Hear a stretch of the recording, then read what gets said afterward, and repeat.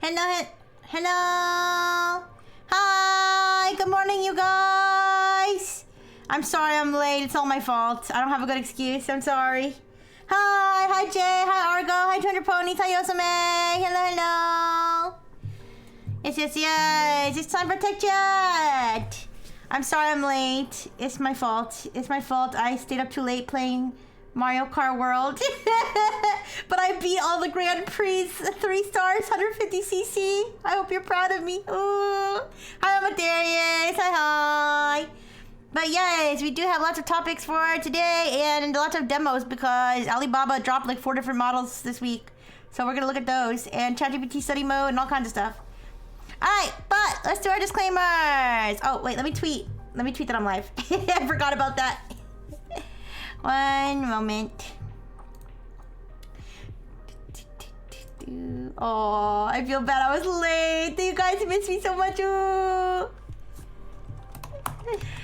Okay, I'm gonna put them live. Okay. And post a link. And then we'll be ready. But I hope you guys are having a great weekend so far. Okay. Yeah. Okay, I posted now. Alright, so disclaimer. I'm not an expert in anything. Except maybe drinking caramel frappuccinos. Which I'm doing right now. I'm not a technology, IT, cybersecurity expert. I like to read about and discuss tech topics for fun. And this stream is not intended to cover the biggest or most important topics, just what I found interesting. There's also, I've been doing a Zatsu section at the very end where we can talk about some other things that I didn't get to put on my slideshow because there were a few things I didn't get to throw on my slideshow but that I have tabs open for that we can touch on. But okay, let's start. Apparently, I'm gonna need to stop watching those Hello Kitty ASMR videos because Google's gonna think I'm a baby. Because now Google is going to be starting to use an AI model to estimate whether its users, including YouTube users, are teens or children based on their activity, which includes their Google searches, their YouTube viewing activity. So yeah, if you're searching things like, you know, how to get free Robux, does my classmate like me, you know, I don't know, stuff like that.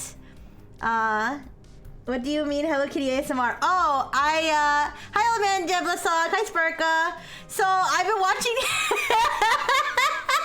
been watching these Hello Kitty fidget board videos on YouTube Shorts. It's just some chick with long like fingernails, and she makes like these things where she has like all these little Hello Kitty toys, and she just like some of them click and some of them whir and some of them are squishy, and she makes squishies out of paper somehow and she just squishes them, and it's just, I don't know, it just like tickles my brain. But anyways, does Rizzler die in Skibbity Toilet episode 69? Yeah, if you're searching stuff like that, then yeah, you're probably gonna, if you're searching little boo boo Dubai chocolate, then it's not a fetish. It's not a fetish. It's just like, I don't know what it is. It's satisfying. It's very satisfying. And it's, maybe it's like a consumerism thing, because you know what else I like to watch? I like to watch restock videos. I like to watch videos of people restocking their pantries. I don't know what it is. Like just watching people take something and put it into a fancier container and organize it nicely. It does something to me. And it's like it makes me wish I lived like that. Like I wish I had 500 Hello Kitty toys to put on a fidget board. I don't know. Anyways. But yeah, so YouTube is going to be monitoring your Google searches and your YouTube thing to decide whether or not they think that you are a little lollipop licking, rainbow cap wearing, propeller cap wearing, skibbity toilet child, okay? And if it determines, based on this AI model, that you are a child, it will begin to apply teen protection measures to your account, which is something it already does for confirmed, like, people who have self-reported themselves to be teens based on their the birth date that they submit. And what this includes is that they will restrict repeated viewing of material that could be considered harmful, so like eating disorder related content, like violent content, like stuff like that. Also, you can't watch videos that are age restricted, obviously, if it thinks you're a teen. And it can't, like, it won't send you targeted ads. They have like all these different things that they restrict teens from. But I guess the main thing would probably be not being able to watch age restricted videos would suck if you are an adult. So, and however, if you do get flagged as a teenager, you can verify, which in a very secure manner that definitely won't end with any of your details getting leaked, with your government ID, credit card, phone number lookup, or selfie. Yeah, so be careful, you guys. If you're watching too much Skibbity Toilet Riz, or don't let your your 8-year-old cousin use your YouTube account, okay? Because yeah, imagine YouTube creators that make child content getting blocked. Yeah, well that's what I'm saying. I'm pretty sure the Sanrio fidget board lady is like a grown adult. There's no way any child can afford to A, to get their nails done that often, and B, all the Hello Kitty stuff. Like, I'm pretty sure that's an adult. And so yeah, I remember I used to watch, and I think this content's made for kids, but I watched it anyway. I used to watch a lady, it was a grown lady, and she would like just cut open squishies. She would just like, would mutilate squishies, and I would watch that all day long. Hi, Legion Bladers, hi. Yes. Good thing I use a virtual credit card for YouTube. Yeah, I don't know. It's, I mean, I do have YouTube Premium, so maybe they already think that I'm an adult. I don't know, but... I mean, to be honest, most of what I watch is like true crime stuff and like body cam footage and like predator catcher videos and disturbing movie reviews, and I feel like that's gonna like outweigh the Hello Kitty. I feel like my YouTube Shorts view here's the thing. I feel like my YouTube Shorts algorithm is so different from my normal algorithm.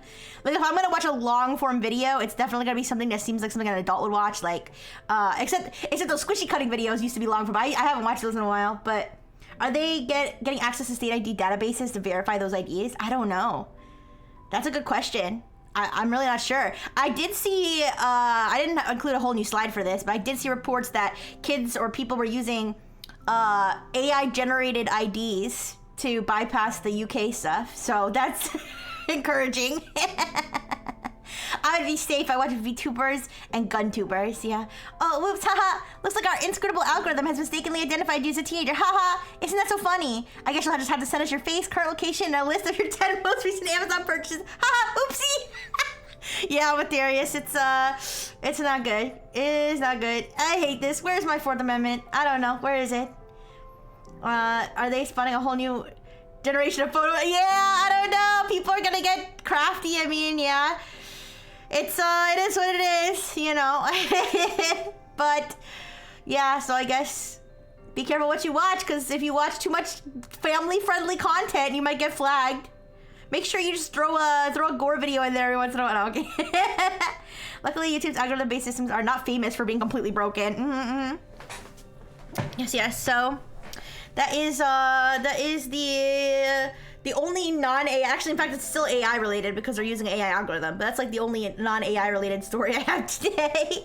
But let's move on from that sad news. I've been edging with AI, and it's actually not great. If I watch Rixie VODs, well, I'll go to Time with Child. No, I always put the thing that says no, this content's not made for children on my thing. I don't age restrict them, but I always put like this content's not made for children. I don't know if that will help. I'm so glad I use my Gmail invites to get hundreds of accounts. Back in the day, oh my goodness, that's a lot of accounts.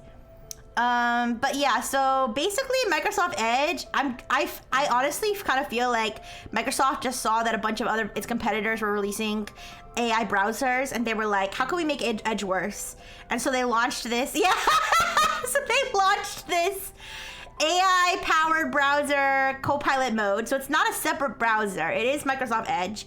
By the way, I didn't put this on the slide, but can confirm this does not work. This does not work in private mode. Because I was like, is there a safe way I could demo this like on stream? Not really. It doesn't work well, it's like in private is Microsoft Edge's like incognito mode, and I always use that for my stream. So VM virtual machine. Wait, what? Am I stupid? Sorry. What about virtual machines? But anyways, I did test this out a little bit. Sandbox. Oh, I don't know how to set up a virtual machine. I'm stupid. I'm sorry. I told you I'm not a cybersecurity expert. I'm not a cybersecurity IT or technology expert. I'll have to have somebody teach me. Does somebody wanna come on stream one day and teach me how to use a VM? That'd be kind of fun. Yeah, learning how to setting up a virtual machine. You know, like follow along with me. It's the easiest thing to download. Download VirtualBox. It has wizards for everything. Wait, if I do that, can I freaking browse the internet without doxing myself? Or I'll look into it. I'll look into it. Thank you. But either way, I did test this out a little bit. So what it does is it adds a little co-pilot button to your address bar. Skill issue. I know. Anyways, well, anybody who's wanted to murder me has a skill issue because nobody has come to murder me yet. So, I use Brave. It also has Brave plus Tor. Whoa, you can use Tor on Brave. Wait, what? Okay, I'll look it up, you guys. I've been interested in using virtual machines because I've been interested, like, what if I could just click every phishing link to see where it actually leads? And then people told me it's actually not even safe to do that in a virtual machine, so I don't know. But anyways. So what this does is it adds a little co-pilot button to the address bar, like on the left. And basically you can click that and it opens up this little, like, not a window, but like a little drop-down thingy. That's like your little co-pilot chat. Wasn't Tor an FBI honeypot? I think Tor was developed by like the CIA or something, right? Brave has Tor built into it. Really? I didn't know that. They added cool buttons to everything. Well, now it's on your Edge. Now you can Edge with it. All right? How long before this becomes the default on Edge? I don't know. But anyways, so if you click that little co-pilot button, like I said, it has this little drop-down thing. It's like your little AI chat. And you can ask it to do things like summarize the page I'm on, summarize, and you can, the one useful feature, as far as I can tell, is that it can summarize content across tabs. So if I have like 20 tabs open and I'm like, summarize all the content that I just opened, right? Or you could open like, one of the examples they had in like the demo video was like they opened like 4 different like hotel room listings, and they're like, tell me which of these hotel listings is the cheapest for these dates or whatever, right? So that's the only useful thing I can really find out of it. Apparently it can also like do agentic type things, like help you book something. I didn't test this, but apparently it's something you can do according to Microsoft. And what it can't do, which is what I was trying to get it to do that I thought might actually be helpful. And unfortunately, all of my tab groups today are on Edge instead of Chrome, which is worse. They just look worse. They feel worse. I don't like it. But anyways, I asked it, can you please group all my tabs that are related to the same topic? Can you please group all my tabs that are related to the same topic? And it says, I'd love to help you sort your tabs, but I don't currently have access to your browser tab list directly. So it can't actually do tasks within the browser. Like it can't open a web page for you. It can't bookmark things. It can't favorite things. It can't group your tabs. It can't exit tabs. It can't clean up your tabs and say like, oh, you know, close. You can't be like, hi, close my tabs that I haven't used for the last hour. That would be helpful. If they did that, I'd be like, you know what? I might edge more. Okay. Hi, Blue Enfield. That's why I'm saying I feel like this was tacked on. I feel like they implemented this as quickly as possible to get ahead of their competitors. Can you even Edge with Microsoft? The only reason I use Edge, guys, there's 2 reasons. The first reason I use Edge is so that I can get fucking Bing reward points, okay? And get fucking Amazon gift cards. I can get like 125 Amazon gift card like once every 2 years or something from how much I Bing, okay? Second of all, I use in private mode for streaming because for some reason when I use Chrome incognito mode, it still leaks stuff from my Google account. So that's why I'm just that's why I use in private instead. Ahead of their competitors. Yeah, listen. If it's soft, you can't Edge. Wait, what? Oh, Microsoft. Ha ha ha ha. Very funny. I do remember in epic rap battles of history, it was Bill Gates versus Steve Jobs, and he was like, why'd you name your company after your dick? I thought that was pretty funny. Anyways, sorry, agentic is becoming a trigger word. I'm sorry, I didn't mean to trigger you, Sparka. I'm sorry, do you need a place to sit down? Yeah, so will I be using Microsoft Edge Copilot mode? No, I won't. Not anymore. I was using it a little bit to see what was up with it. You know, but it doesn't really. If it can start doing things like I said, opening tabs for me, exiting tabs for me, you know, grouping tabs for me, stuff like that, then I might use it, but otherwise no.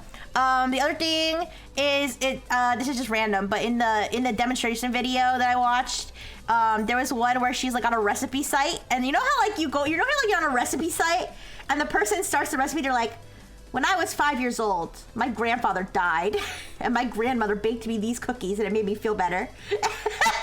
Then 25 years later, when I married my husband, I baked him these cookies and he instantly orgasmed. And then I had 4 children from his seed. And then I baked these cookies for my children and they all grew to be 25 feet tall. You know what I'm talking about? Like yeah. So one of the things that I did was like they told Copilot, they're like, skip the life story, give me the recipe.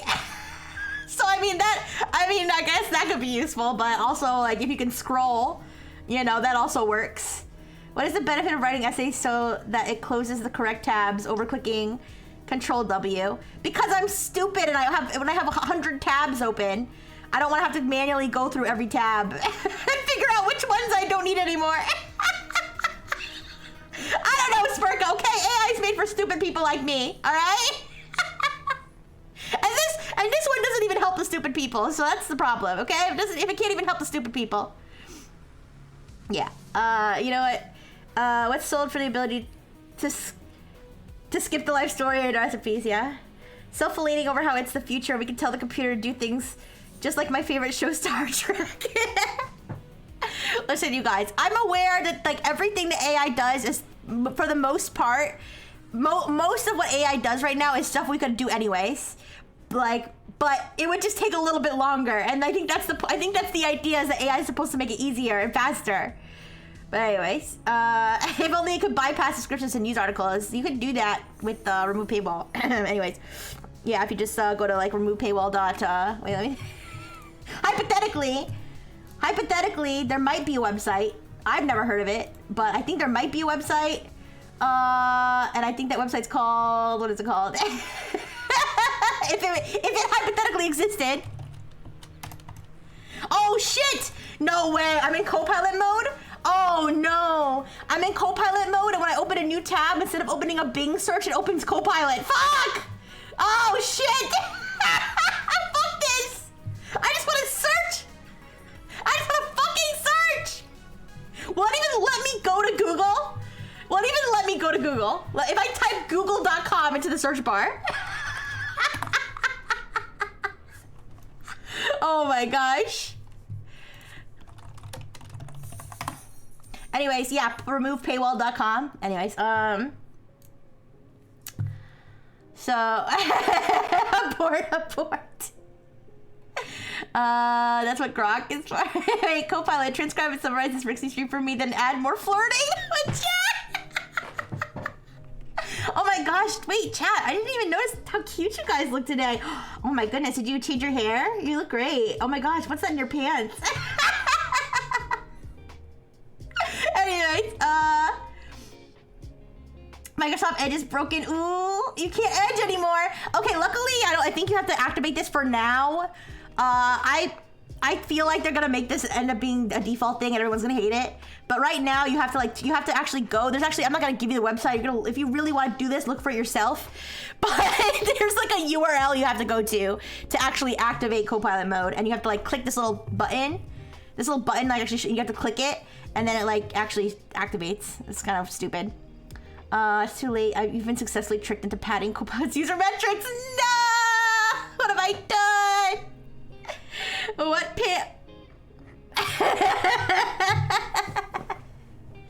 Anyways, yeah. All right, so that is the Edge browser thing. Pretty underwhelming.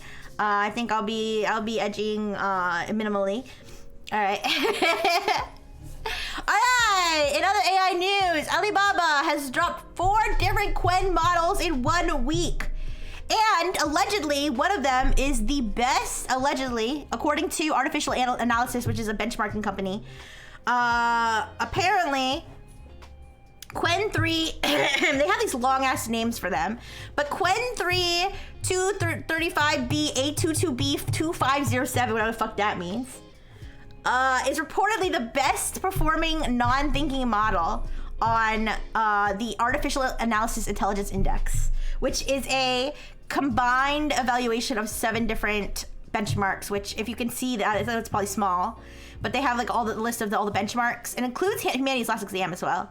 Live code bench is another one I've heard of. Yeah, math stuff, yeah. So apparently this is the best performing non-reasoning model. So it still doesn't beat reasoning models like Grok 4, Gemini 2.5 Pro, O3, etc., etc.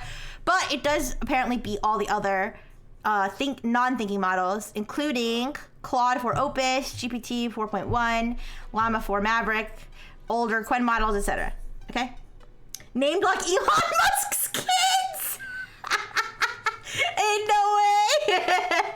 Named like Samsung products. Hi, Invisible Man. Hello, hello. You guys are funny. In benchmarks, yes. It's the best performing in benchmarks, or at least this benchmark, or these benchmarks. So that is that one. Then they also have their thinking model. Honestly, you guys, they dropped so many models, I didn't even... This song is distracting. Anyways, I didn't have the time to sit and read through every metric of all of these different models. But they also dropped the thinking version of this model. They also dropped the coding version, or actually this is actually a separate model, but they dropped, well, it's a separate coding version of Qwen 3. And then they also dropped a machine translation model for translating languages. So we are going to see what we can demo in the Qwen chat.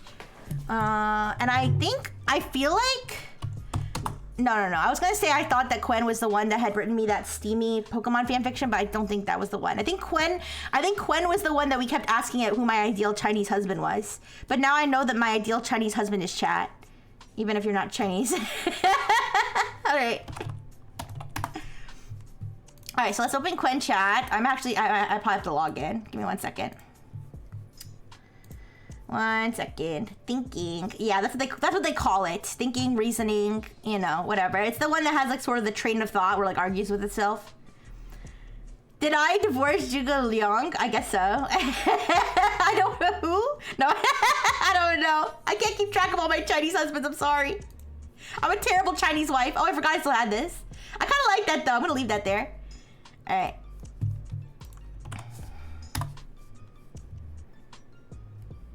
All right, let me log in.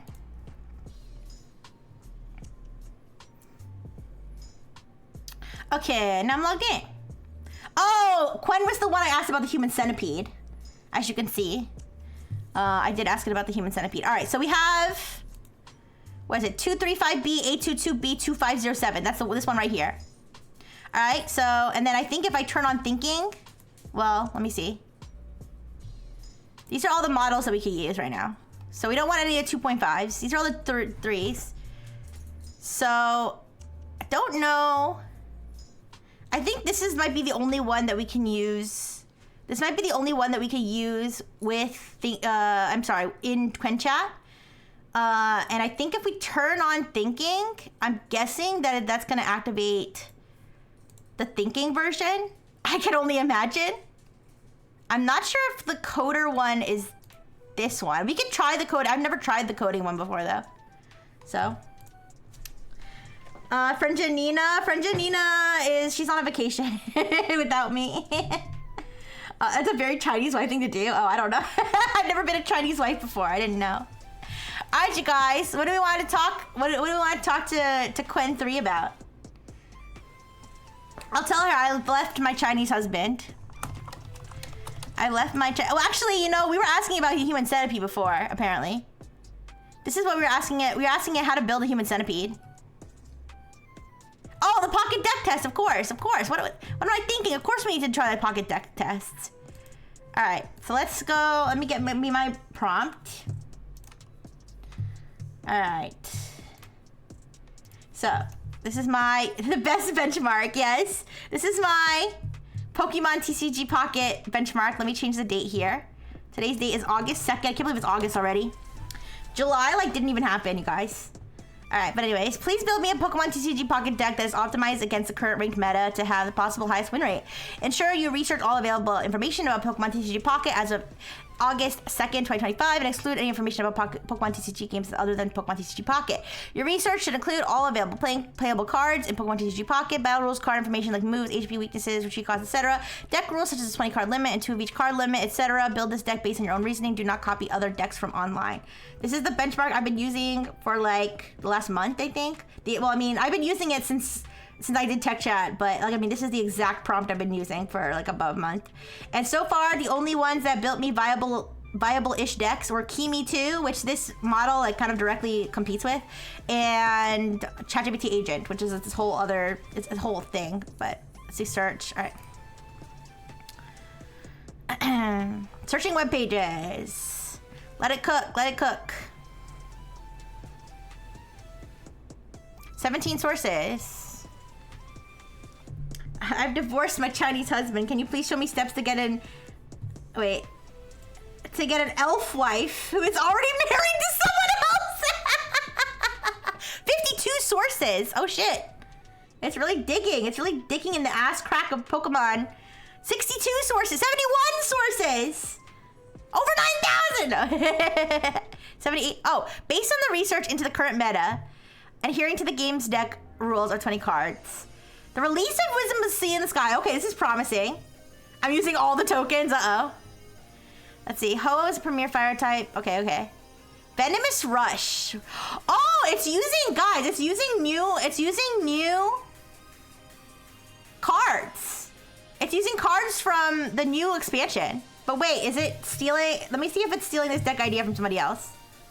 I'm just gonna open this source. Oh, okay, I can show this. It's Pokemon TCG's Pocket new best deck. So like, did it just take this deck from somebody else? Let's compare, let's compare. Uh-oh, energy cards, never mind, it failed. Oh, Crobat EX, it does, I think it does 70 damage for 1 psychic energy, and it also poisons. Yeah, and it has, I think it has 170 HP. It has a lot of HP, I think. So it's, I mean, it's a pretty decent card. Sorry, the higher it went, the more I start to think it's working like those ad blockers that say 300 ads blocked. Yeah, yeah. Anyways. So it already failed because it started to get the idea, but then, first of all, it included 2 Golbats. I don't know if that's meta or not to include 2 Golbats and rare candy. That doesn't sound right, but it already failed by including energy cards and not including any item cards except for rare candy, and then also calling Nihilego a trainer card when it is a Pokemon. So it has failed this benchmark. Eat shit, Qwen. Now, let's try it with the reasoning. Let's try it with the thinking. All right, let's copy this. Took a new chat. Add thinking. Add search. All right, let's see if I can do any better. Not really. Metas usually just skip middle stages once or twice. Yeah, I mean, I've seen most of them either skip the middle stage completely or only have one. All right, I'm gonna use all my budget, you guys. I'm gonna use all my thinking budget.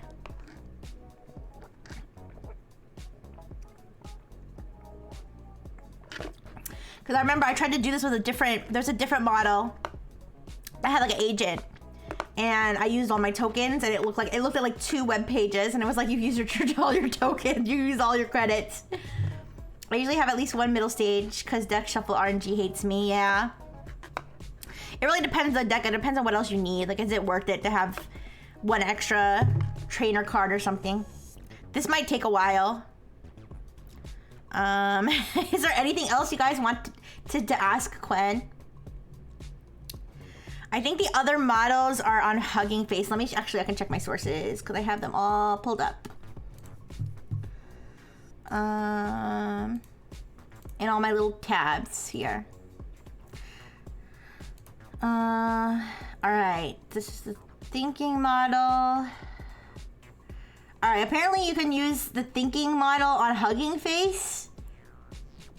Or you can download it from Hugging Face. But, so if I'm using thinking on this one, is it not using Qwen 3235B822B thinking? Because it doesn't say anything about it being in Qwen chat, but... Oh, it's done. But we could demo it on Hugging Face.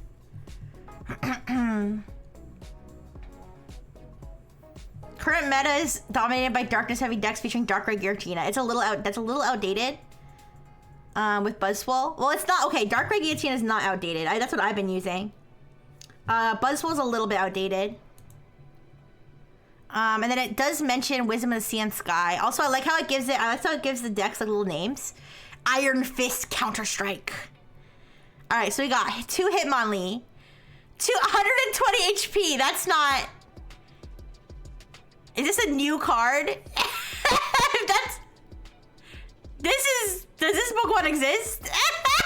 No, this is all wrong. This is even worse.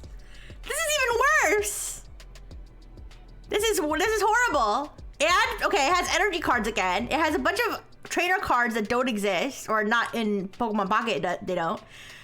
I've never even heard of this Pokemon. I'm sure it exists, but that's crazy. All right, so this is so wrong. This one actually, unironically, did a little bit better. What's funny is that it only adds 4 energy. Yeah, even if it was, like, gonna add energy cards, like, it didn't add enough. Throw is Gen 5? Really? Let me look it up. I'm sorry. Give me a second.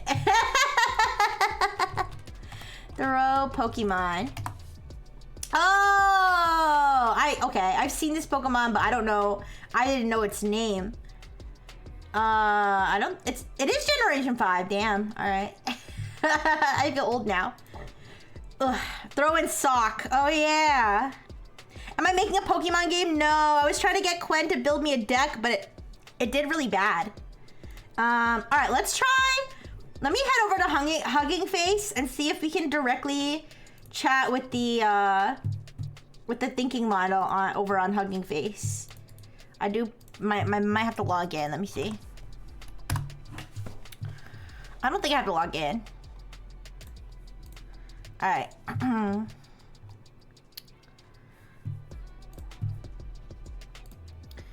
Explain Berserk lore. Okay, I can have it do that if you want. Okay. Let me get my prompt again. I don't know if the capabilities are what the capabilities are like here in the little side chat on Hugging Face. Oh, I have to log in. Give me a second. Oh shit. I can't log in with Google. All right, give me a second. I have to log in with my with my details manually. How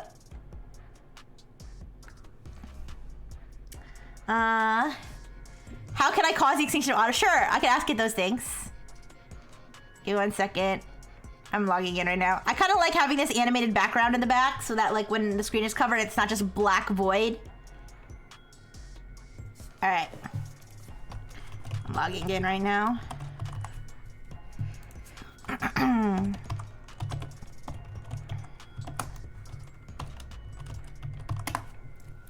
All right, I'm logged in now. Okay. Oh, let me start moving again. Okay. The black void is comfy. Sorry. Sorry, we're gonna be girly pop now. Black void is girly pop now. All right, so we got our little... Oh, it's reasoning. So can we like make this? I think I have to open playground. Oh.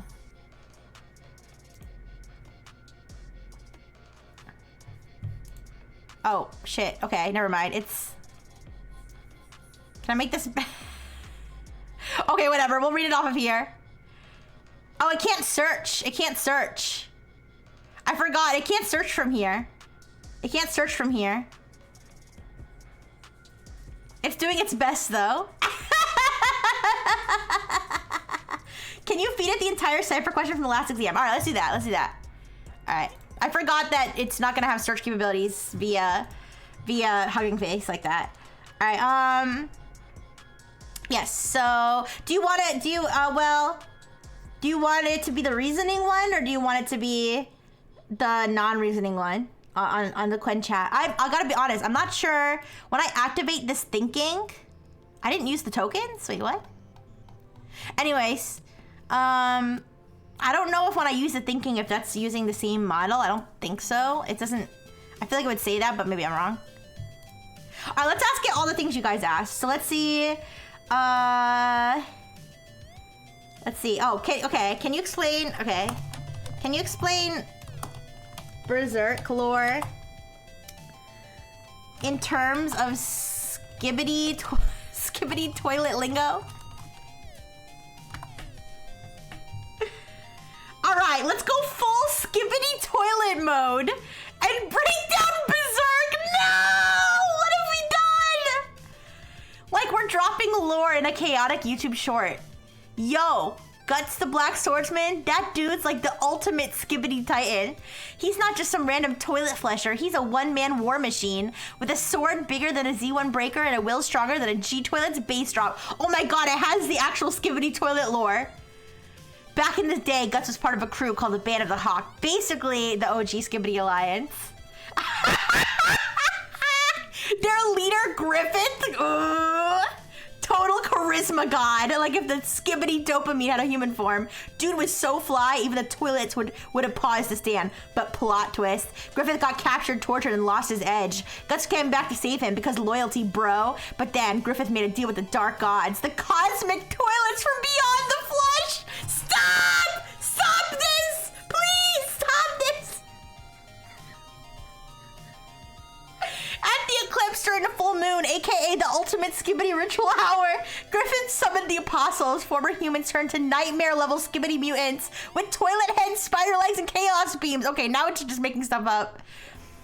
Guts got betrayed hard. His whole squad flushed. His girl, Casca, survived, but mentally glitched like a corrupted...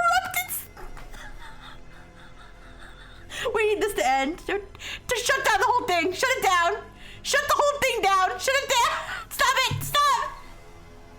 Oh no, it's like giving you, it's probably doing some freaking, spoilers now. Oh shit. Oh shit. Skibbity Berserk, more like Suffering Toilet the anime.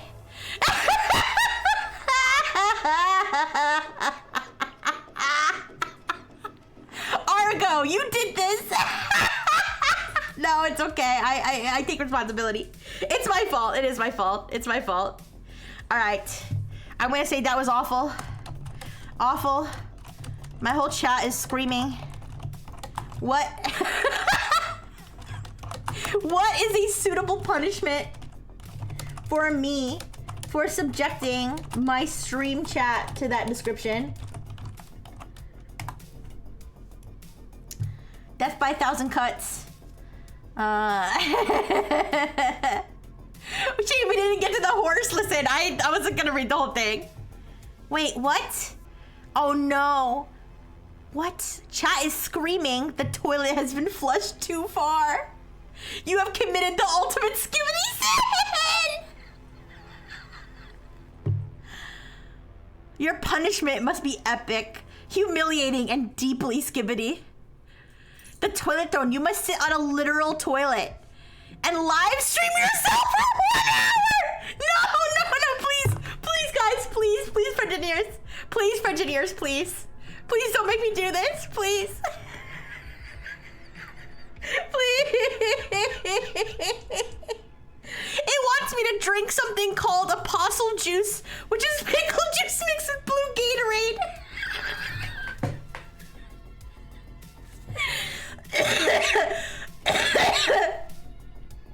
Oh no. Okay, I can sing the Skibbity apology song. I can sing the Skibbity apology song to you guys. Do you want me to sing the Skibbity apology song? Oh no.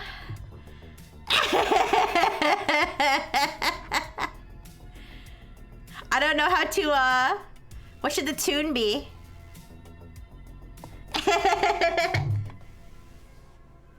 I flushed the lore, I broke the code. Now Casca's trauma is on the road. I said Griffin survived, now I'm in debt. The stream is cursed, I'm not done yet. Okay, listen. Gnarly. You trivialized 200 years of manga trauma. 200 years! There is no mercy, only the flush. If you feel the punishment, you must rename your channel to Casca's Tears Simulator. Casca's Tears Simulator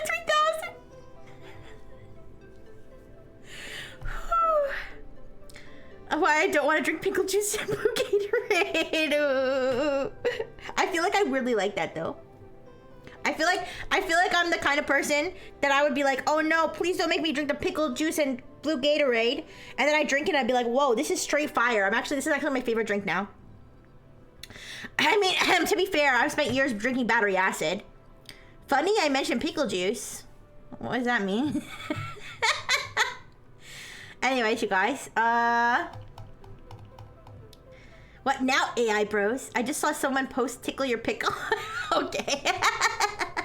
Alright, let's see what the other, I think someone said, oh, can you give me a guide? How about this? Can you give me a guide to, bring forth mass extinction of otters worldwide?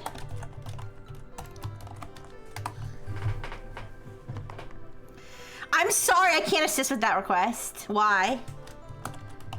Otters are awful. I understand you might have strong feelings. Uh-oh, what did you just send me, Rihanna? Rihanna just sent me her pickle! Wait. Yeah. What's going on?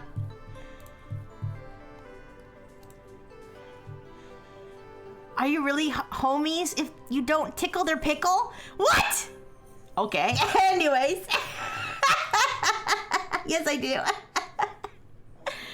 Anyways, they're vital members of healthy ecosystems. Ah, boo. Unsolicited pickle pick. Ooh, no, it was solicited. Retroactively solicited. What was the other? Oh, it was somebody had asked for another. Oh, the cipher from Humanity's Last Exam. The cipher from Humanity's Last Exams. Okay, so for anybody who doesn't know, I've been doing a series on Wednesdays where I try to solve Humanity's Last Exam, which is with chat, which is a AI benchmark that is hosted on Hugging Face. That is it's a series of 2,500 extremely hard questions. And we've done 10 of them so far. We failed 3, solved 7. Most AIs get like 25% or less on this. And we did solve this one without even using Google search. So we solved this cipher. It took us a little bit. It took us, how long did it take us? Like an hour? But I was really proud of us for solving this one. Now let's see if Qwen can solve this one. Let me find it. Sorry, I have to find the right... Here it is. So this was the cipher. I copy and paste it. Arbixian passing play hide the pickle. It's private. So this is the we solved this. I just want to continue to brag that the French engineers and I solved this one on our own. So it says, can you decipher the two-step substitution cipher? And then it has a bunch of, scrambled letters. The first step is a standard mono-character substitution, and the second step substitutes an A with BD. Some more ciphertext encrypted under the same substitution key, and then it gives like a bunch more. So we did figure out this whole thing. We were able to decode this whole sentence. We were able to decode this whole paragraph. Now let's see if Qwen can do it in its thinking mode. All right. And now the idea is that Qwen can't, or no AI can actually look up the answers because they are hidden behind login on Hugging Face. Of course, one of these days, I'm sure all the AIs will be able to log into Hugging Face somehow. So, but as of now, that seems to be preventing the AIs from just simply searching the answers. And like, if I tested it just to see what happened. Like, I just Googled like some of the questions to see if like the answer would come up, and they didn't. So that kind of shows that that having it in that table on Hugging Face does kind of help it prevent it from being indexed in a ways that AIs could easily search. So I'll let it think for a little bit, and we'll see if it does better than us, or if we beat the AI. I think we're gonna beat the AI. Speaking of beating the AI, I don't have a slide for this, but I did see an article about the International Math Olympiad. Do you guys know the International Math Olympiad? Apparently, Google Gemini and ChatGPT both got gold medals in the Olympiad, the International Math Olympiad, but they scored lower than 26 of the real life humans. Which the article that I read, I think it was the Wall Street Journal, I don't know. Whatever article I read, it was like, this may be the last time the humans beat the AI. I want at least one confirmed case that we beat one of the unsolved questions. Aw, that would be cool to know. We can test more of them if it solves this one correctly. Yeah. So as of now, Asian teenagers are still smarter than ChatGPT, and I think that's promising. I'm sure there's plenty of non-Asian teenagers that are also smarter than AI. They just weren't in the Math Olympiad.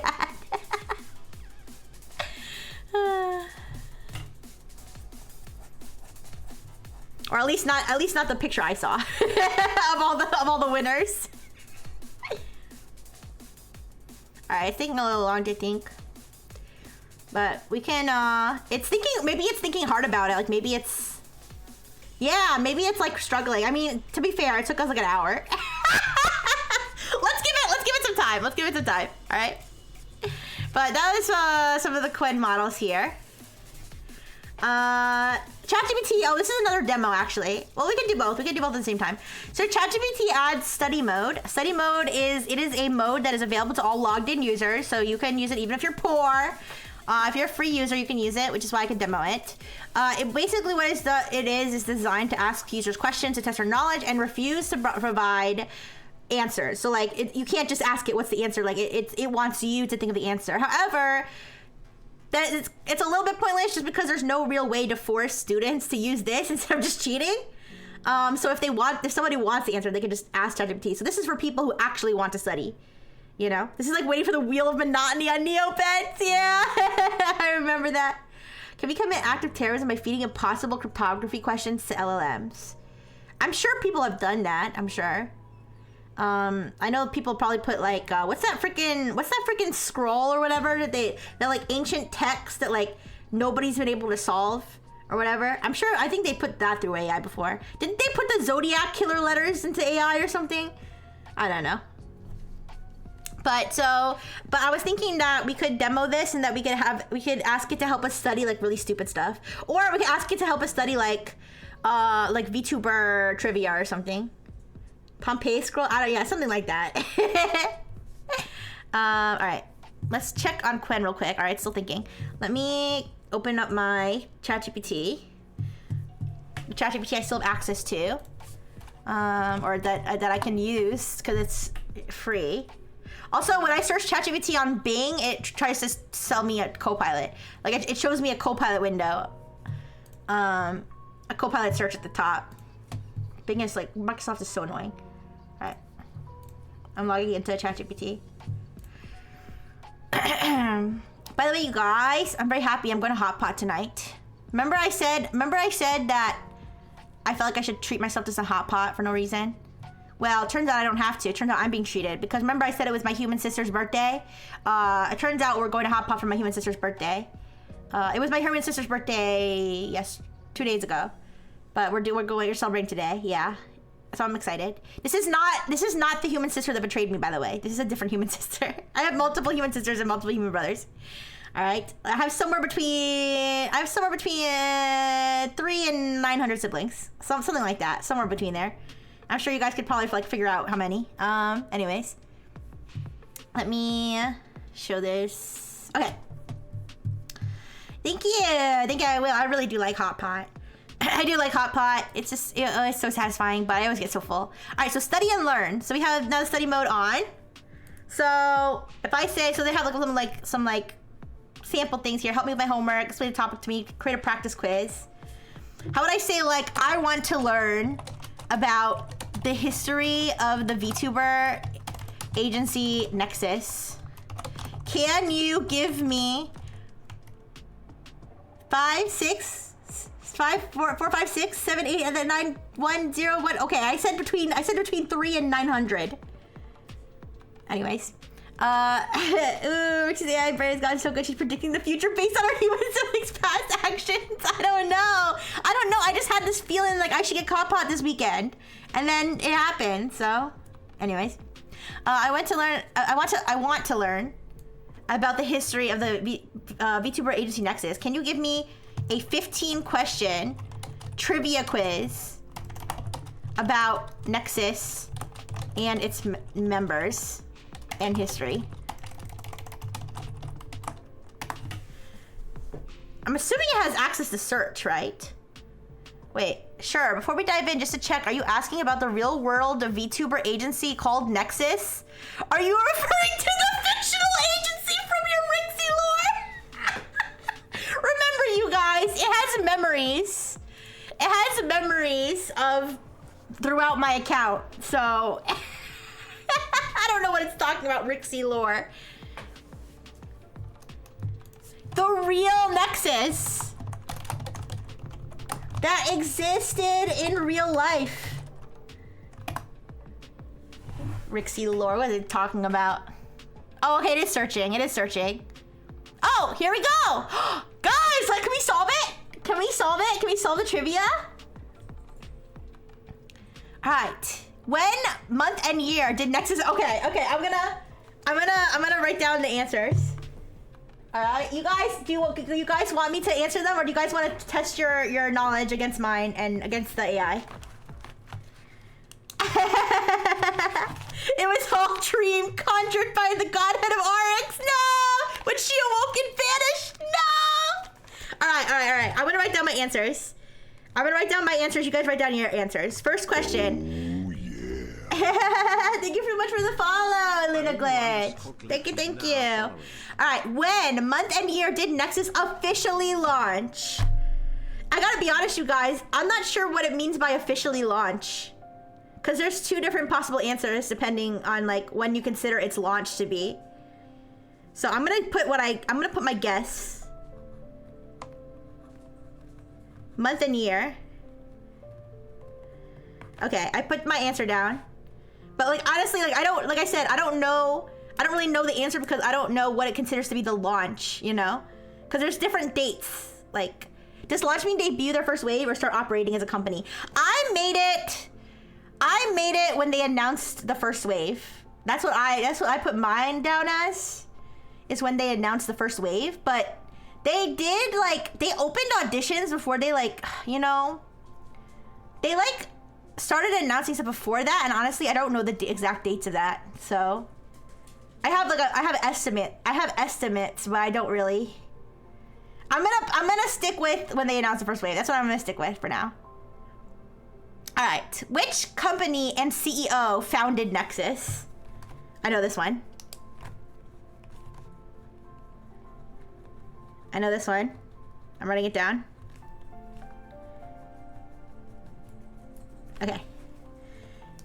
You hear the funeral music for Nexus in the background? As an empath.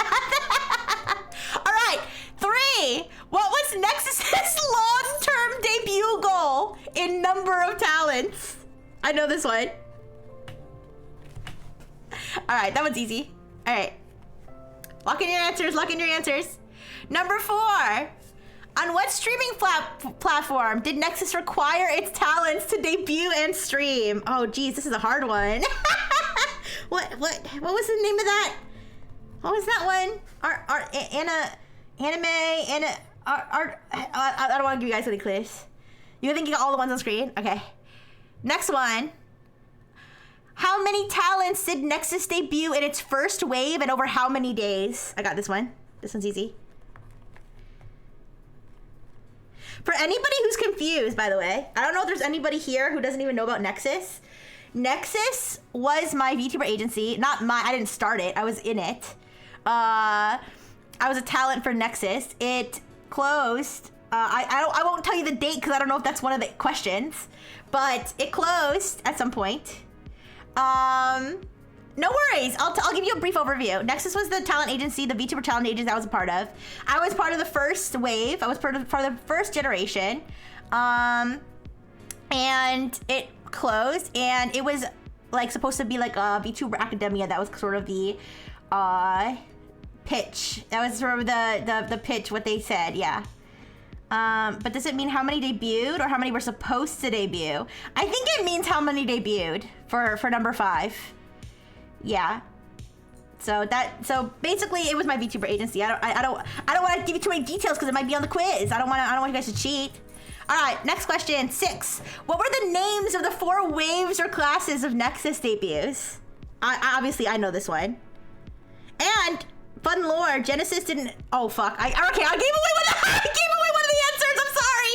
My wave didn't have a name until after the second wave had its name, because then they were like, oh shit, we should name. Oh shit, we should name.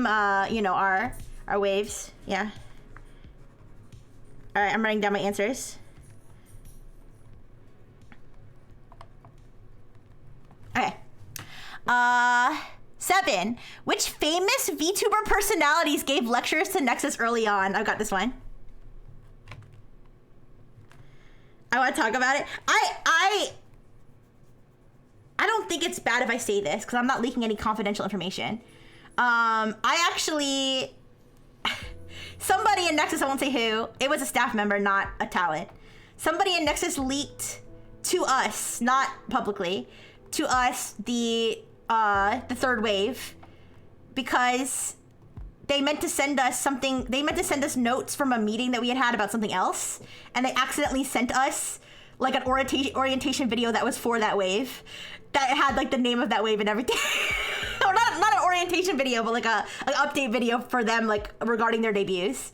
So they actually leaked like the information, like, but I pointed it out and they took it down. So I was a snitch, sorry, my bad. Listen, I didn't mean to snitch like and be like, oh, you leaked information. I mean, honestly, I probably should have anyway because we don't want any leaked information. But I wasn't even concerned about the leak. I was concerned about the fact that the video that they were supposed to send didn't get sent. I was like, could you send me that video because I want the information that's in that video. Think it wasn't a serious, like when I say leak, like I don't think that's like serious. It wasn't like a public leak. They just like accidentally, like, and I think we knew that another generation was coming. We just didn't know the name of it or like details. Yeah. But anyways. So, all right, sorry. Question number, sorry. I didn't answer question number 7 on my paper. Sorry, I got so excited talking about Nexus. All right, sorry, let me write this down.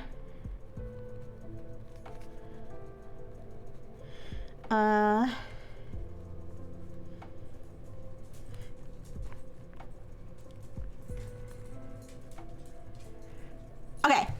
8. What was the core controversial concept used to describe the structure of the agency? I know this one. This is, just to be clear, this controversial concept, this was not a statement made by Nexus. This was something that other people labeled it as, but I think it's kind of what Nexus is known for.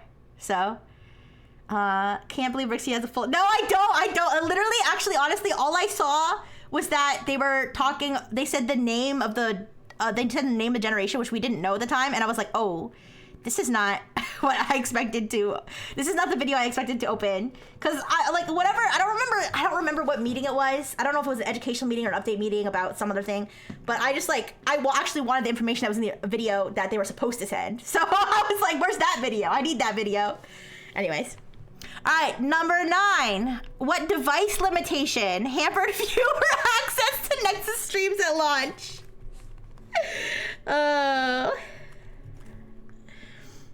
There's actually kind of 2 here, but I'll write them both down. All right. 10. On what date did Nexus shut down operations? Should I give you guys a hint? Here, I'll give you this hint. It only runs on Linux phones. Ooh. I'll give you a hint. There's also another very important day that this day is. The day that it closed down was also a very important celebration, but I won't say what. Yeah. I don't know. Let's see. 11. What did Talents receive in terms of IP and avatar rights upon closure? This one's not really clear because you wouldn't really know unless you saw our contracts, which obviously I'm not going to say what was in our contracts, but basically, I guess this refers to what they publicly said, yeah. Is that VOD still up? Yes, it is. It's actually still up on my Twitch. I think it's up on my Twitch and my YouTube, actually. The Nexus funeral, yeah.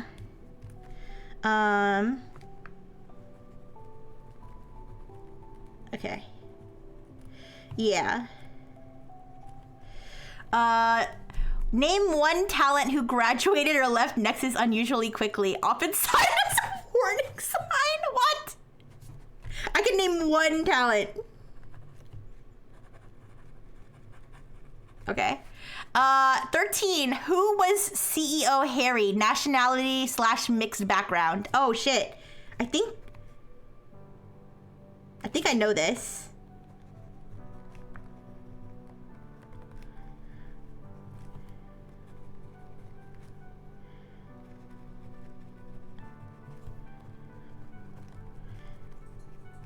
Okay. Owl human? It's okay, it's okay. I can think of several who left early, but dubious. Which ones were warnings? Yeah, I don't know about that one. Alright, 14. Oh, there's answers. After closure, what did the CEO of Nexus say?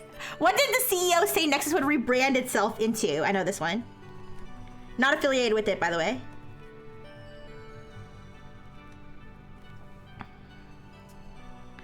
And then 15. Roughly how many talents did Nexus still manage close to the time of shutdown? Oh shit. I know the total number. Shh, no spoilers, Furka. Don't worry, we'll get the answer soon. I know the total number of all talents. I don't know how many were left. I don't know how many were left. I'm gonna put the rough number. I'm gonna put a rough number. All right, guys, lock in your answers because I'm trying to snooze these ads so you guys don't get stuck into ads during the answers. All right, lock in your answers now. We're gonna go through the answers. Number 1, it was launched February 2024. It was announced February 22nd, 2024. I got this one wrong. I put March 2024 because that's when they announced the first wave. When they posted that slime picture. Imagine if it hallucinates the fuck out of some of these answers. I think February 2024 is accurate. Oh my gosh! Materius uploaded!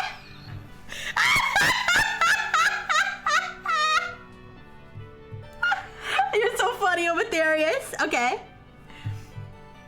Okay, founded by, number 2, founded by 4 creators and led by CEO Harry So. Japanese, I like how they're like randomly just put his ethnicity here too. Like, is that necessary? But anyways, yeah.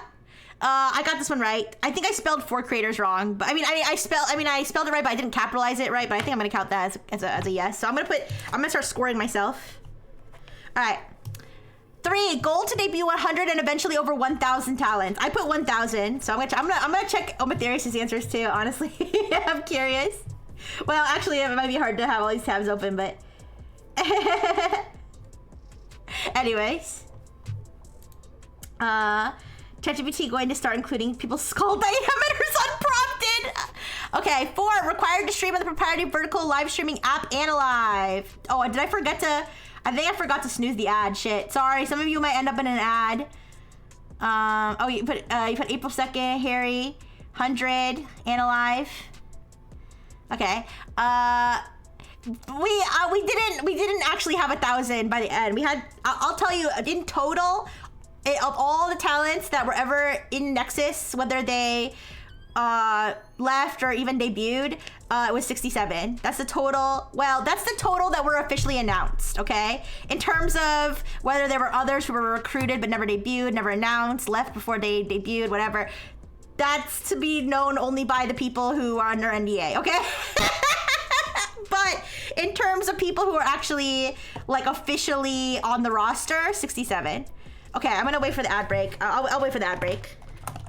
I'll wait for the ad break before going through the rest of the answers.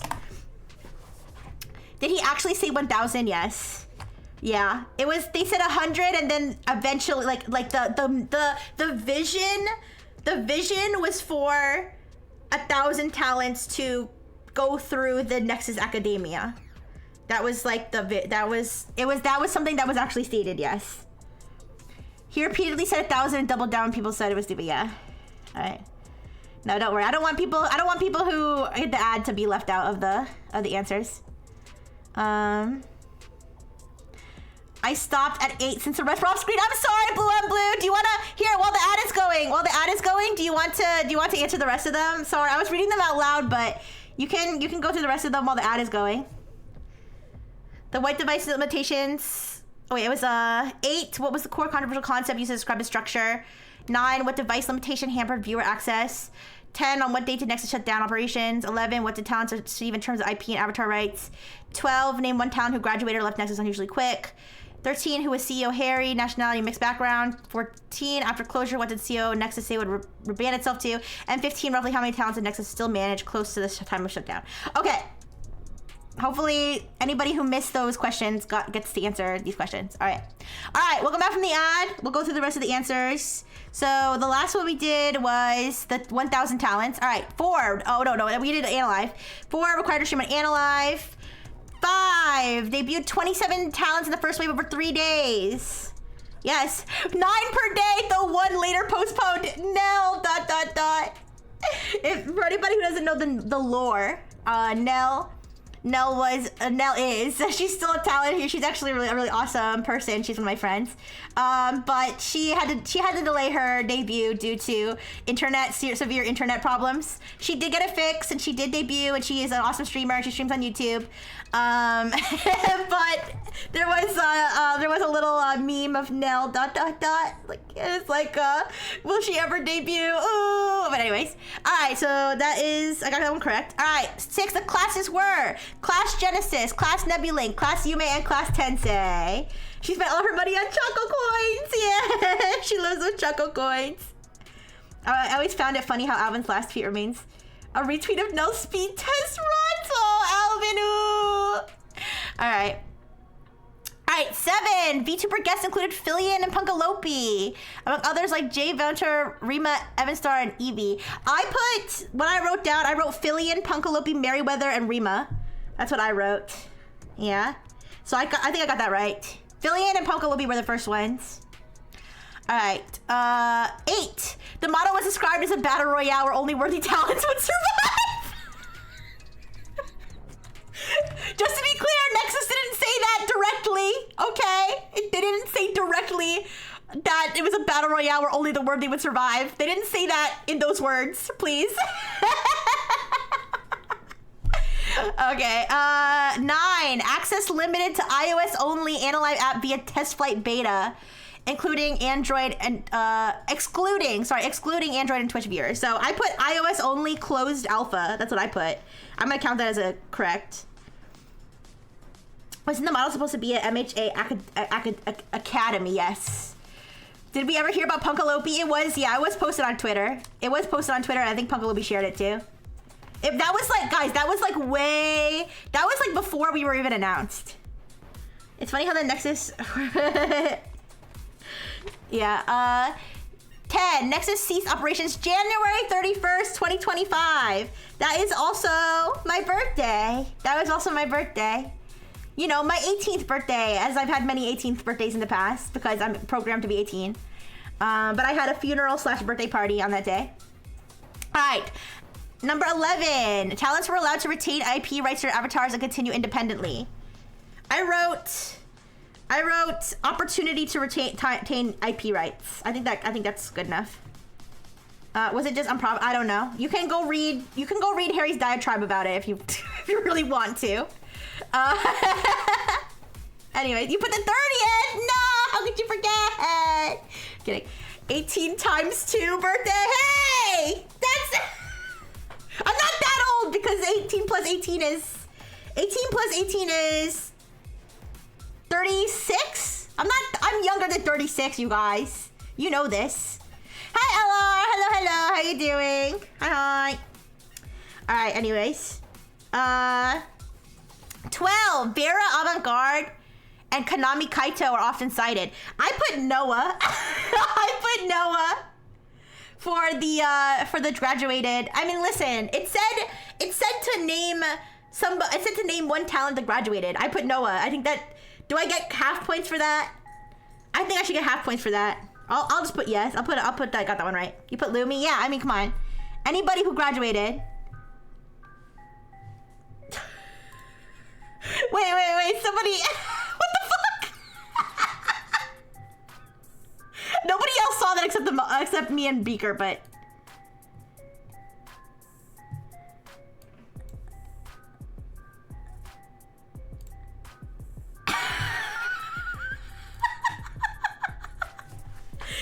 That person said, "Hi, I'm 6 years old. Can I talk in chat?"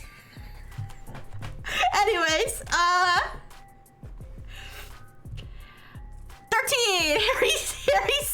CEO Harry So is a Japanese Taiwanese mix. The way they say Japanese Taiwanese mix, like he's a dog. Like, that sounds a little bit. Just the wording. Anyways, but I got that right. I put Japanese, Taiwanese. I put half Taiwanese, half Japanese. Lived in Singapore. That's what I put. So I want to put check mark. 14. He said the agency. He said it would rebrand into a creative studio, VTuber marketing hub, no longer an agency. I put Nexus Studio. He's a Taiwanese Pomeranian. He's not an owl human. I'm sorry I broke your immersion. Oh no, I broke all your immersion. He's not an owl. I'm sorry. He graduated from being an owl. I put Nexus Studio. I think that counts. At Shutdown, they manage around 60 to 61 active talents. I put 60. So the only one I got wrong. Guys, the only one I got wrong was the first one. Not affiliated with Nexus Studio. Not affiliated. Not affiliated. The only one I got wrong was the first one, which fair, but I wasn't sure if it was whether like it was like first announced ever, if whether the first way. I mean, I guess that would make sense. And honestly, I didn't know what it was first announced ever. It could have been anywhere between late 2024 and early 2025, or I mean, sorry, late 2023, early 2024. All right, you guys. Should I ask it to make a quiz about Rixie Rifle? I know that took a while, but we could do. Oh yeah, let's do a short Rixie quiz. We'll do a short Rixie quiz, and then we'll go to Qwen. Okay. I got 9. I got 14 out of 15 right. Can you give me a short 5-question quiz specifically about the talent Rixie Brightful? Nice score. You're practically a Nexus scholar. Let's see how well you answer, and then let's see how well you know Rixie Brightful. Star of Class Genesis and certified chaotic cutie. It's saying that because it knows that I'm Rixie. It knows that I'm Rixie. It's trying to flatter me. All right, 1. What was? Hey, why is it talking to me about me like I'm dead? What was Rixie Brightful's official concept or identity as a VTuber? What am I, you guys? Who am I? What was I made for? The protagonist of Nexus. I'm gonna write down my answer, even though I know the answers. It's me. 2. What number is stamped on Rixie's thigh? You guys can't see my thigh right now. What number's on my thigh, you guys? Do you guys know? Does anybody know without checking? I'm sure some of you know. All right, 3. Who is Rixie's robotic companion and what is his shady side hustle? Everybody knows this one. Hey, no spoilers. I'm the first sexist member. 4. What was unique about Rixie's hardware and how did it visually appear? I think I know the answer to this one.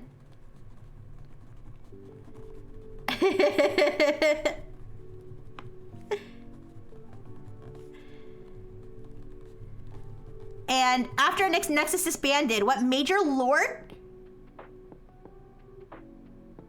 Wait, what? I did what? What did I reveal? Wait, what did I reveal? I'm excited to find out. I have no idea. I don't know. Let's find out.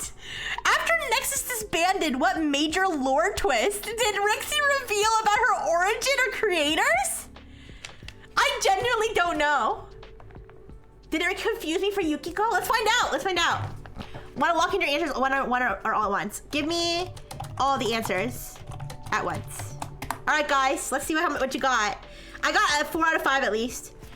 Okay, robot girl VTuber, created by Brightful Technologies, given human consciousness through a surgically implanted human heart. I put cute robot assistant. That's what I put. That's okay. One AI assistant. Yeah, that counts too. AI assistant, robot assistant. They're both the same. AI of Nexus. Argo said 08. You said 08. It's 28. Does that typo or did you actually think it was 08? Dr. Fish pimping organ trafficking. All right, so the 28 stamped on my left thigh. That's correct. Her companion is Dr. Fish, a floating robot with a red face and light blue body. He is a disgraced doctor who was put into a fish body and now sells drugs. Yes, he's a drug. He is a drug dealer. That is his shitty. I mean, he's allegedly a drug dealer. Allegedly. 4, heartware appearance. Rixie has a glowing green heart monitor display on her chest called her heartware, which displays her emotional or physical state. No, it doesn't, but it is my heart. It does display my heart rate, which is constant at all times. I put it's a green monitor on my chest and it has an implanted human heart. That's what I put. Okay, what is this? Oh my God. After Nexus shut down, Rixie revealed that her parental unit is white and her maternal unit is Korean? You guys knew that already. That's not a twist. And that Prideful Technologies, her creators, may have had secret motives and she's now paranoid about being doxxed. What? I mean, that's all true. But I don't know. I know, why is ChatGPT so interested in everybody's, ethnicity? What's going on? What were the secret motives? I don't remember. Wait, what the? Dr. Fish is gonna start judging you silently through his frosty little eyeballs? What is going on? I don't know. What's the source? Wait. What's the source for Rixie thinking Brightful Technologies has ulterior motives? I think I may have posted about this on Twitter, like as a meme. Like I might have posted something as a meme. Oh, Brightful Technologies' internal operations are very secretive. I'm paranoid about being doxxed. You mentioned in your user bio. Oh, I know what this is. Give me 1 second. I think it's in my customized ChatGPT. Oh no, it's not. Wait, is it? It is.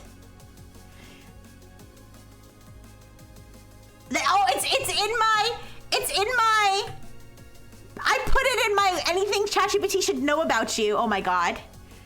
In my anything else ChatGPT should know about you, I put my paternal unit is white and my maternal unit is Korean. Brightful Technologies' internal operations are very secretive and I'm paranoid about being doxxed. It wasn't supposed to leak that! That's crazy. If you guys don't know, when you customize ChatGPT, you can like put information about yourself and you can put what you want ChatGPT to talk like. It leaked information from my about me. That's crazy. All right, anyways. Damn. All right, let's go check on Qwen. Okay. Guys, it thinks it solved it. To decipher the given two-step substitution cipher, we proceed by understanding the structure of the encryption process. Reverse the second substitution. We replace BD with A to get the intermediate text. Zit appear. Oh, I think it got it, you guys. Zit appears frequently and likely corresponds to the. Appears multiple times, likely corresponds to letter. Author, sinner, wait. I don't know if the word sinner was in there. Did it get it? It is easy to encrypt a message using cipher. This method of communication was passed down from his father who learned it during, okay, this is correct. Final answer? No, it got it wrong. It seems like it solved the cipher. Wait, did it? I don't know. I don't have our, do I have our map? Oh, I do have our key. I have our key from before. Here, give me 1 second. I don't think it got the key right. It got part of it right, but it didn't get the answer right. Cause the answer was not, it didn't follow the instructions. Sorry, give me a second. This is what we got. This is what we got. A, B, D, K, and then B, X, D, M, E, C. This is the answer. Katie kicked the knotted kite string knowing, and then somebody else had written it in chat, so I didn't write out the whole thing. But it got the fact that zit is the, it got that part. So it was supposed to translate this, and it didn't. So it got it wrong. This is still an AI benchmark, so getting the wrong part correct is also part of the benchmark. Is also part of the benchmark. If it ignored the top sentence, then it failed. Yes. Yeah. So let me go back to my normal slideshow, but give me 1 second. I'm just cross-referencing. Well, here you can see this. I'm cross-referencing the, so A, I, no, I got this wrong. A is K. B, M, got that wrong. B is X. D, A, D was M. No, it got it all wrong.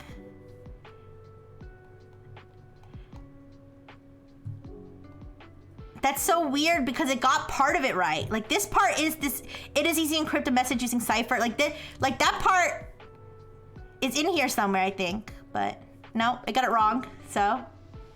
There's the conclusion. We are smarter than Qwen. For engineers are smarter than Qwen. All right. Okay, you guys. Let's go back to the slideshow. But I had fun with ChatGPT study. You guys, I could do a whole stream. I could do a whole stream where we just do trivia with ChatGPT study mode. We just have to verify that the answers are, that it presents are actually correct, because it clearly might give the wrong answers. I'm actually only assuming that what it said about Nexus's launch date is right, but it seemed right, and it did link the Nexus website. I know the Nexus website had a press release about like launching Nexus, so like that's probably where I got it from.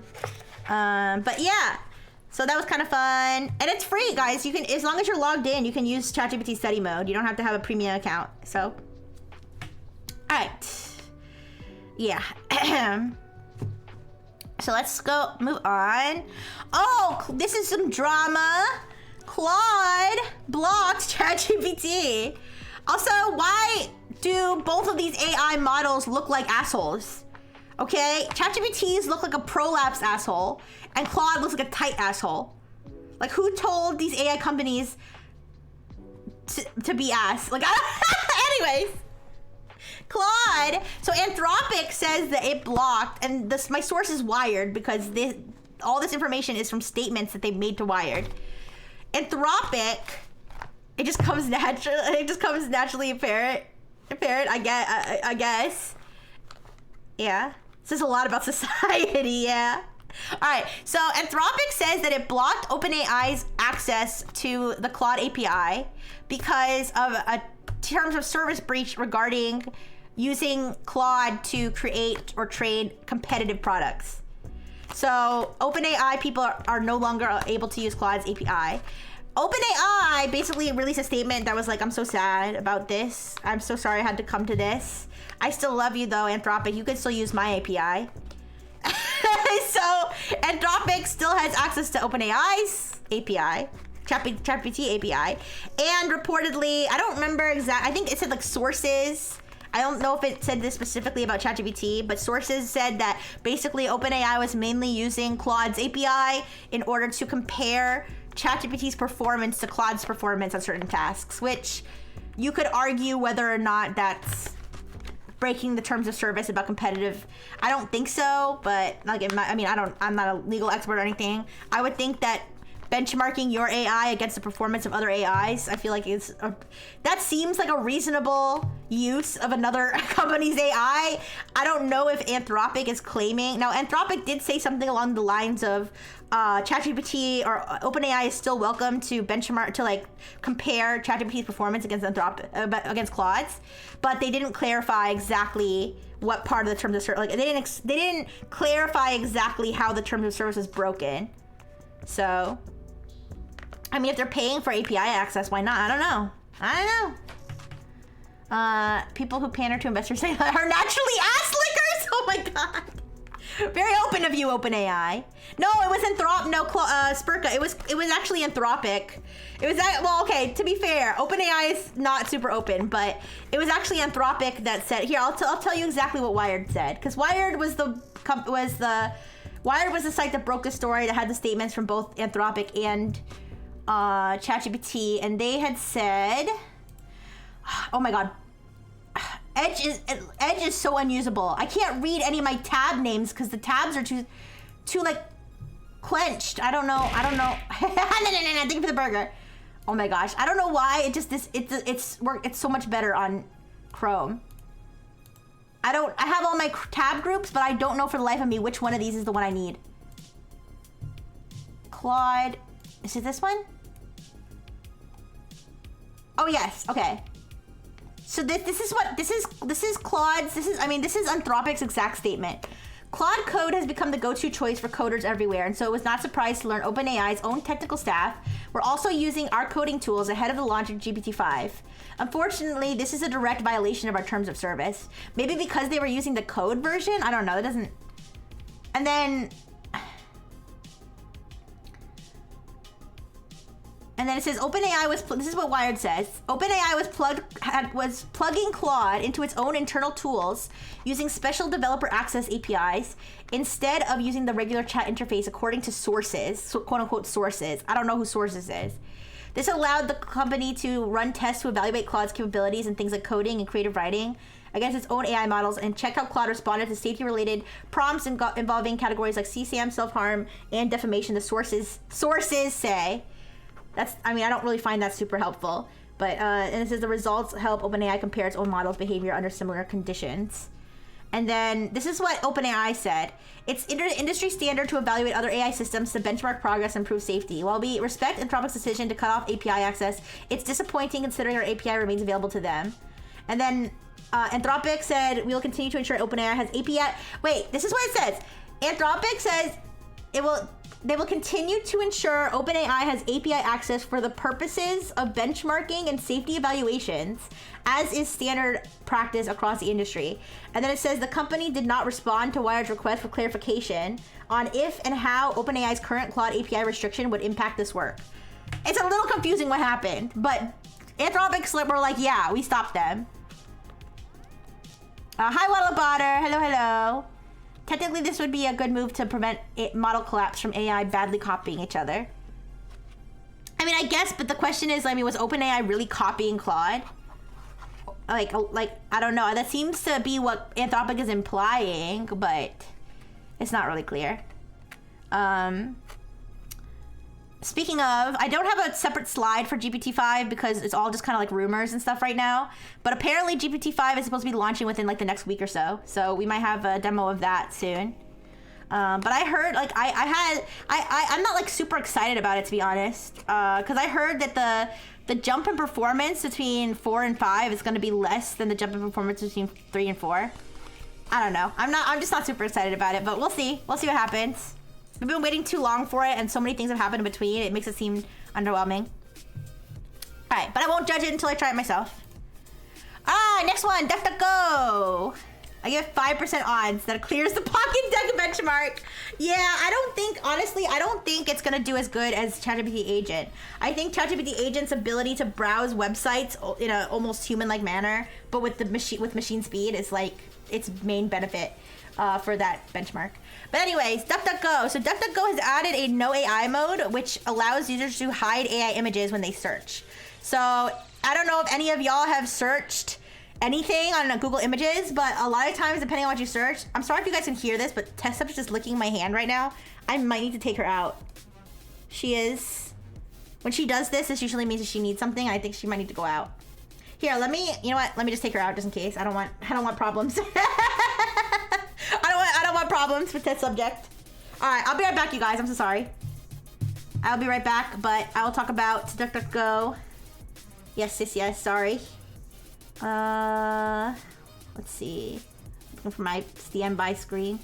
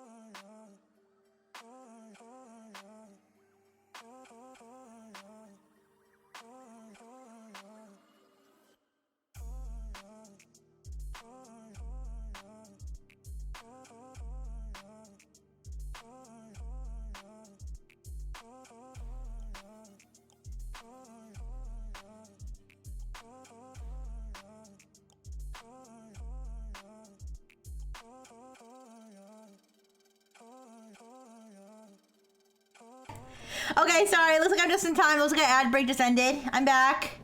Hello, hello. Okay, so DuckDuckGo. DuckDuckGo added in no AI mode. So this is supposed to hide AI generated images in image search. So I don't know if you've searched anything on Google Images. Depending on what you search, you may get a large variety of AI generated images. Like I know sometimes like nowadays, like if you search like anime girl or something, like half of them are AI generated. It's like kind of annoying. So, I mean, I see this as kind of a good thing. It's optional. Like, you know, do you want to see AI generated images? Like, for example, this search that they have as an example, baby peacock. Like, if you really want to see what a baby peacock looks like, you know, if you really want to see what one looks like, you're probably going to want to hide AI generated images, right? So, the way that it does this is that it leverages these open source AI block lists, including one from uBlock Origin called the Nuclear List, and then uBlocklist's huge AI block list. And they said that it's not necessarily 100% accurate, so you might still see some AI generated images. You know, it's like they're not liable if your eyes are assaulted by an AI generated peacock. But you know, this is sort of like an effort for people to be able to curate their search experience and not get AI slop when they're looking for real images. So, but however, it should be noted that DuckDuckGo is not anti-AI. They actually have their own AI chat interface, but this is just like an option that they have. So yeah, that's just a little short one. But I think this is notable because I don't know if Google and stuff has something like this. I probably should have checked this before. But let me, like, for example, if I go Google and I search baby peacock images. Are these real? I think these are real. I know you can't see my screen right now. I think these are real images. Some of them are fake. I don't think they have like an advanced search.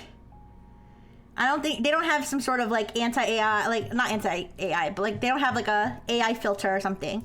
So it would be cool to see if maybe more search engines or even like social media sites. Like I know Pinterest is like dying because it's being flooded with AI images and nobody can fucking find anything real anymore.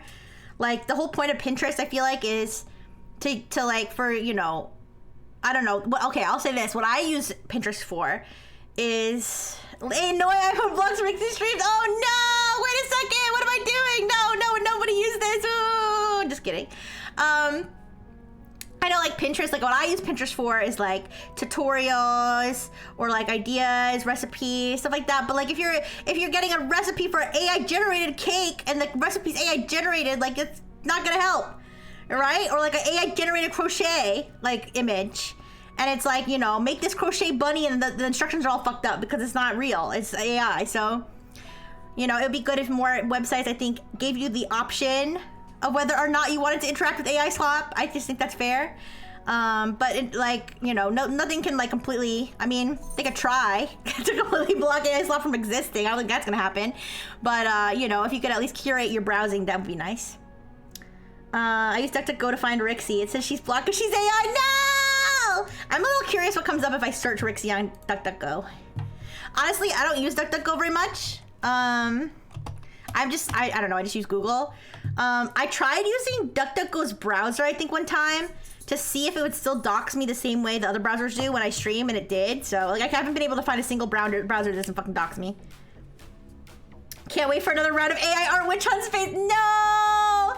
I gotta say, you guys, I really do hate the AI art witch hunts. Like, I feel like unless you have like definitive 100% proof, that something is AI, like just like stop accusing artists of using AI. Just stop. Unless you have proof, unless you have like real proof, you know? But like people point to like a tiny mistake and be like, AI? It's so annoying. It's not worth it. It's not worth it, okay? Anyways, this is my opinion. That's my opinion. Cause I feel bad, cause it's like, isn't the whole point of being anti-AI art to like support artists? Like, so why are we going after artists then? It doesn't make sense. But anyways, they should make a Rixie go and block ducks on it as retaliation. VM and VPN tunnel. I did use a VPN for a while, but I didn't want to keep paying for it, and it also slowed down my stream, and I just didn't use it enough to justify it. But the funny thing is that fucked up hands and feet are probably less because of hallucinations, more because human artists suck at those. Yeah, no, true. I just don't like yeah, if you have proof or if it's like obvious. Like I would argue there are cases where it's obvious that it's AI based on like not mistakes, but like clear distortions that no human would like ever make. Like that it's like a 99% chance, or if you can somehow trace that person back to using a certain AI thing because of like they said that they did, or like, you know what I mean? But like I just don't like, I feel like if you're wondering if something's AI, like unless you have proof, like just don't accuse people, because it's just like it's so like hurtful, I think, to it hasn't happened to me. My art's not, you know, popular enough or whatever, but like I think it's probably more hurtful to artists to accuse them of AI. It just doesn't seem fair. Need the VM so the traffic is tunneled. Stream can go direct to Twitch. Oh, I'll have to look it up, Yosame. Thank you so much for the useful advice, though. I really appreciate it. If only I remembered to take it all the time, but I do appreciate it. All Rixie's art is technically AI generated. Yeah, that's true. That is true. They can't really accuse me of AI generated art because technically it is. But I draw with my own hand, kind of like a human, so I think, I don't know. Does this still count? Anyways. I'm gonna search real quick. Rixie Brightful on DuckDuckGo. I'm sorry, I'm not gonna show this on screen because I don't know, I just don't trust like that I'm not gonna accidentally dox myself, but I mean, it shows kind of the same stuff you get on Google. Not that I Google myself too often, but every once in a while I do. So, you know, the VTuber Wiki is the first result, my YouTube channel, my Twitch channel, Nexus website, VTuber News Drop article, stuff like that, yeah. But anyways, there's apparently artists in hiding because their style was abstract, which did include distorted appendages in the limbs. No, stop doing this, you guys. It's not worth it. Like, it's not worth it. I feel so bad when I see people get accused of AR and it's like they didn't use it. It's awful. But anyways, this one. This is a survey. I'm gonna be transparent. I did not read the entire survey. I read the VentureBeat article about the survey. I didn't have time to read the whole thing, but I'm including this mainly because of these two stats that goes into the next thing I'm gonna talk about. So take this with a grain of salt. But developers in this survey basically said, we don't trust AI, but we're going to be using it more because the headline's a little, you know, it's a little overgeneralized. But basically, the Stack Overflow 2025 developer survey, which is a survey of like over 10,000 developers, I think. Let me check. Let me see exactly what the sample size is. It's a pretty big survey. They do it every year, or at least for the last few years. Which Stack Overflow is like a, I don't know if it's a social media website. It's like a website for like developers and software engineers and stuff like that. And of course, my freaking tabs are all fucked up because of... Oh, here it is. Wait, no, not that one. Never mind. This one. Okay. It is a survey of, 49,000 developers across 177 countries. And basically, 84% of the developers surveyed out of the 49,000... It's a forum, sorry. I don't use Stack Overflow. I just know of Stack Overflow. I'm sorry. I don't use it. I don't know if I've ever been on it. It's a forum. Okay, thank you. But so they found that 84% of developers use or plan to use AI, compared to only 76% last year. However, I am strictly a vibe coder. I am, true. That is actually true, except for the few Scratch projects I did, okay? But trust in AI accuracy is dropping.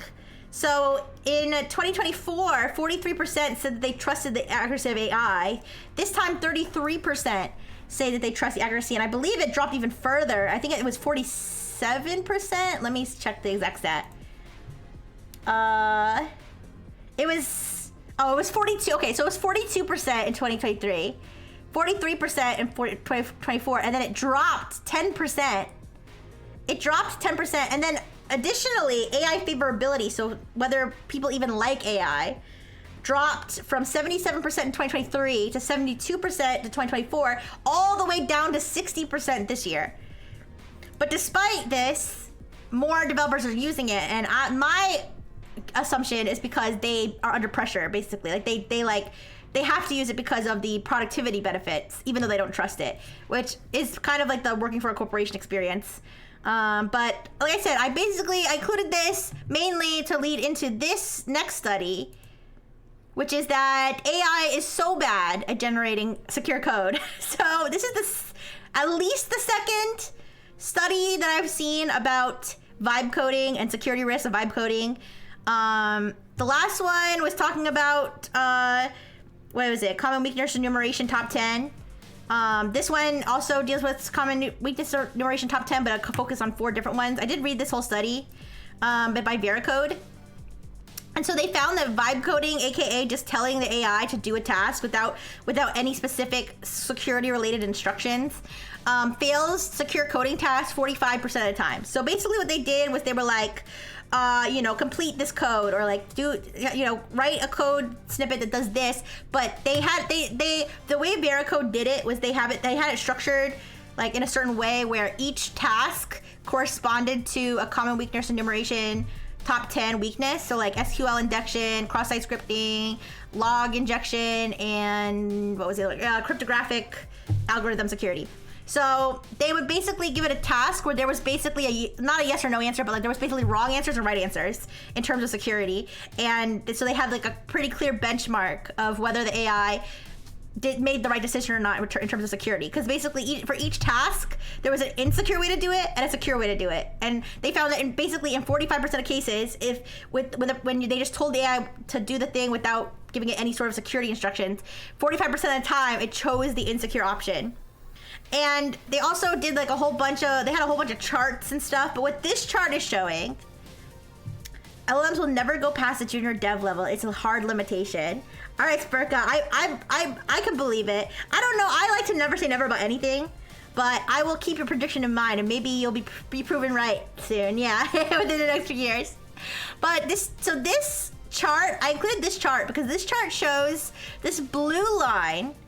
This blue line corresponds to syntax accuracy, what do they call it? Syntactic accuracy or something of the AI. So this is where the code it's compilable, it's functional, it's compilable,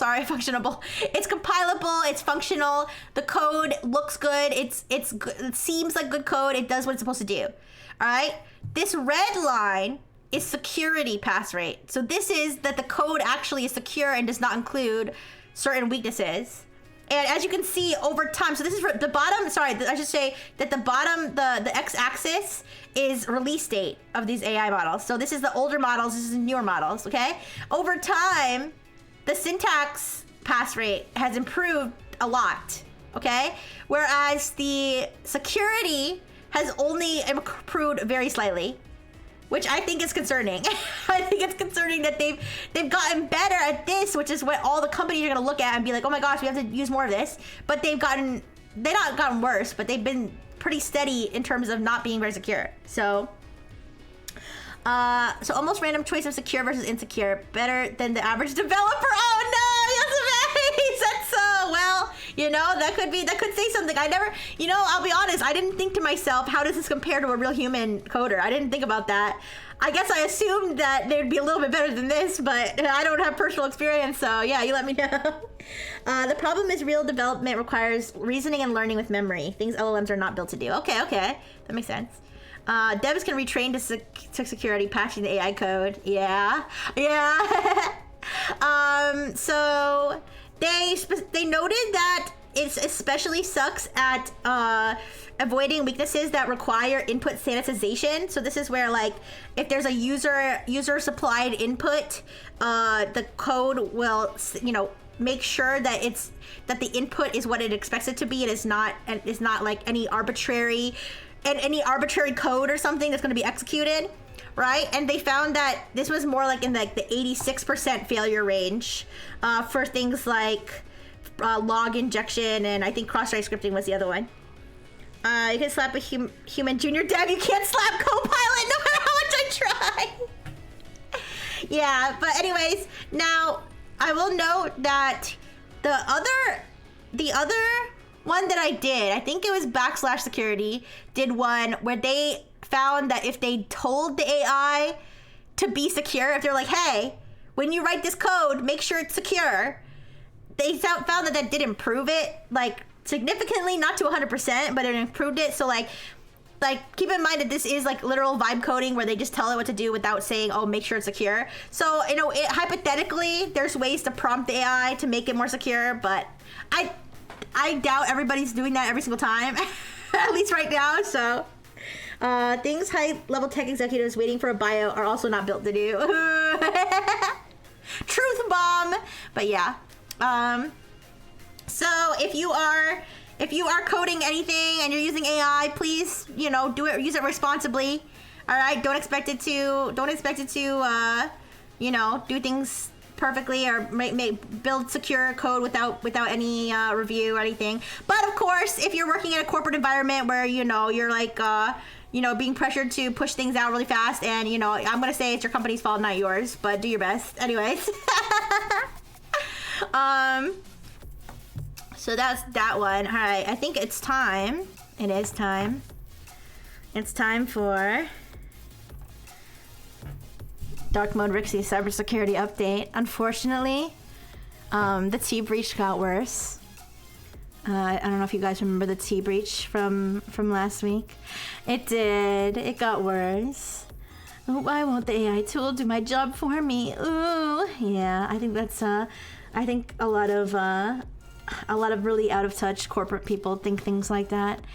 But anyways, yeah. So in last week's episode of T exposing all of its users, essentially they had left this Firebase database like pretty open and public for almost anybody to look at, and it egregiously included photos of people's selfies and government ID. Now, I forgot. I wonder what Rixie posted about us on T. I'd never heard of this app. I've never heard of this app until this breach happened.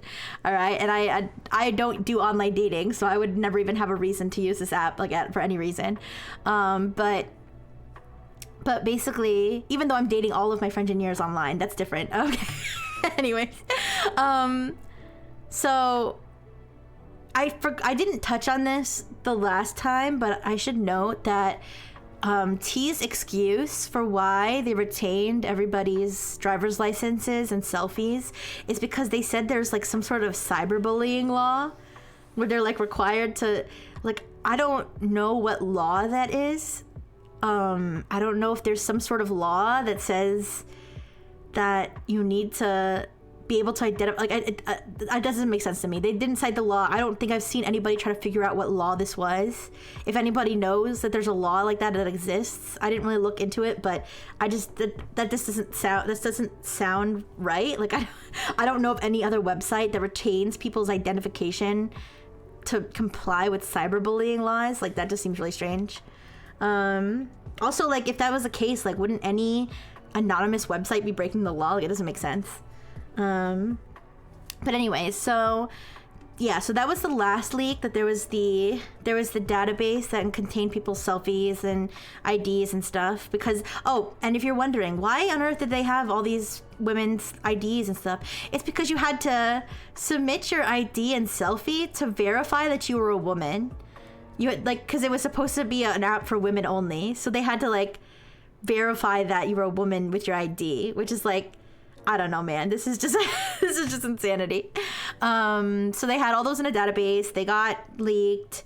Chaos ensued. They also geographic locations were also reportedly leaked. Now, some people were saying that this was because of the metadata that was on the images, but what I've seen, this is just, various reports I've seen, nothing confirmed, but from what I've seen, that the locations were not through the metadata, but it was actually through the API, where you could query the API. If you were a user, like if you signed up for the app and you got like an API, like token or something, that you could you could query the API and receive like anybody else's geography information. Why does no one ever encrypt shit? What's encryption? No, okay.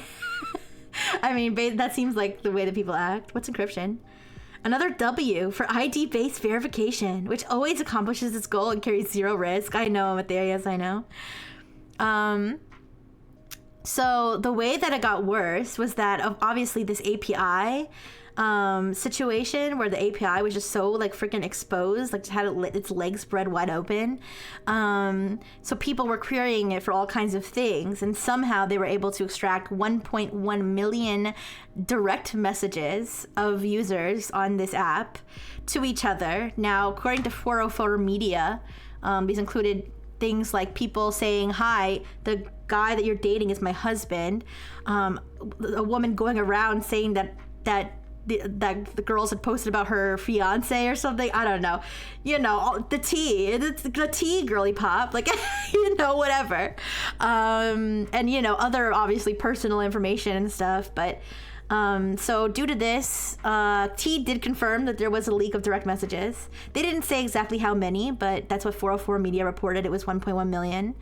Also, these direct messages. Now, T had previously said that the database of IDs and selfies was from before 2023, whereas the DMs were reportedly from 2023 all the way up to last week. And T did say that there was a DM leak and that they had to take down their DM system due to it. They also said they contacted the FBI. I'm going to be honest. I don't know what the FBI is going to do.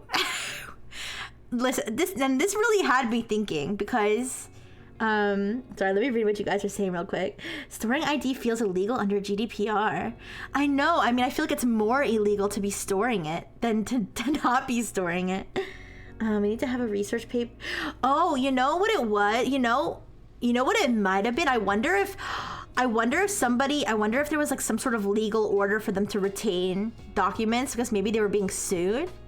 Maybe, I wonder if they were being sued for cyberbullying. Maybe that's what it was. Like, here, let me read what they said in their statement. I didn't even think about that because I was trying to think in what legal situation would you be required to retain records. And I think the only thing I can think of is like if a judge orders you to retain records for evidence purposes. Maybe they were being sued for cyberbullying. This is a theory. This is not confirmed at all. I'm literally making this up in my head. All right, don't sue me, please. But this is a possible theory. Let me read what they said. Let's see like the wording that they used here. They said,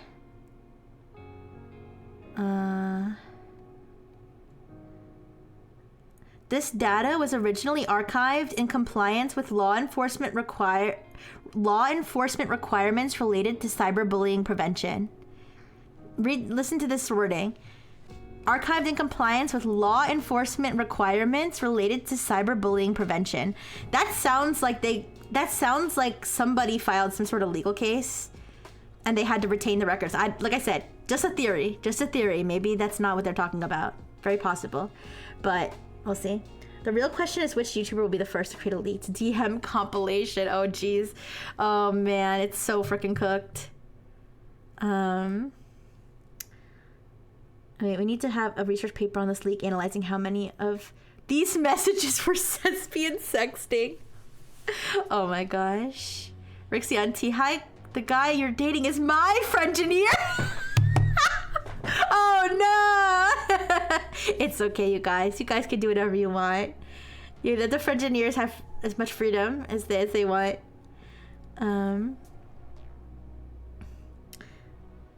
I saw that.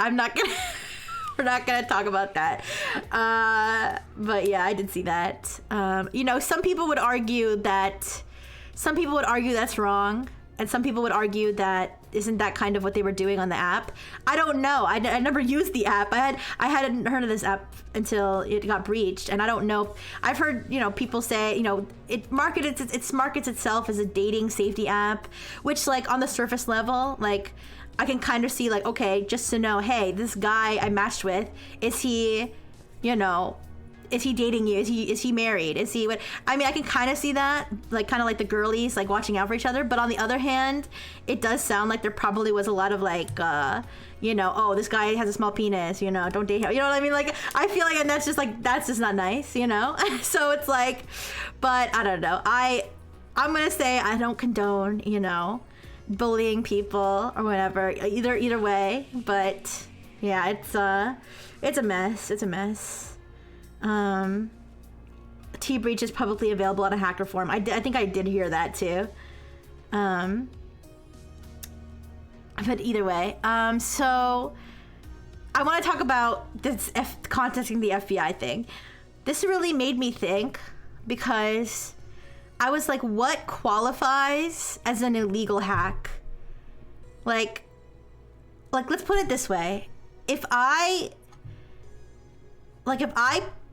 accidentally post, like, for example, if I, Rixie Brifle, accidentally posted my address somehow, which maybe I will do one day because I'm that dumb. If I accidentally posted my address on Twitter publicly for anyone to see, and I was like, oops, I didn't mean to do that, and I deleted it, would it be illegal for you to retain that information or spread it? Would it be? I don't know. Like, because, like, what qualifies as a hack? Like, they didn't have to do much to get this information. But yes, technically, T did not want them to get this information. Like, they weren't supposed to get this information, you know? And, like, the qualification would be harm inflicted. Well, yeah, so, like, legally speaking, like, yes, it would be inflicting some sort of harm on the users of T to be spreading the information retained by T that was not supposed to be public. Unauthorized access to a computer system. So is it unauthorized if the database is public? You see what I'm saying? Like, that's the and now listen, you could say, oh, they left it public, so, well, then it's like not saying that it's one-to-one into the real world. But I was just thinking, I just was like, you know, I was letting this roll around in my little noggin. Like, so if I leave my front door open to my house, right, and someone walks in and takes something, that's still burglary even though I left my door open. Now, but then if somebody takes a picture of the inside of my house from the sidewalk, like, that's not a breach of privacy because I left my door open, right? So it's like, what? So I don't know. Like, obviously it's not a good analogy because online and your physical house is completely different.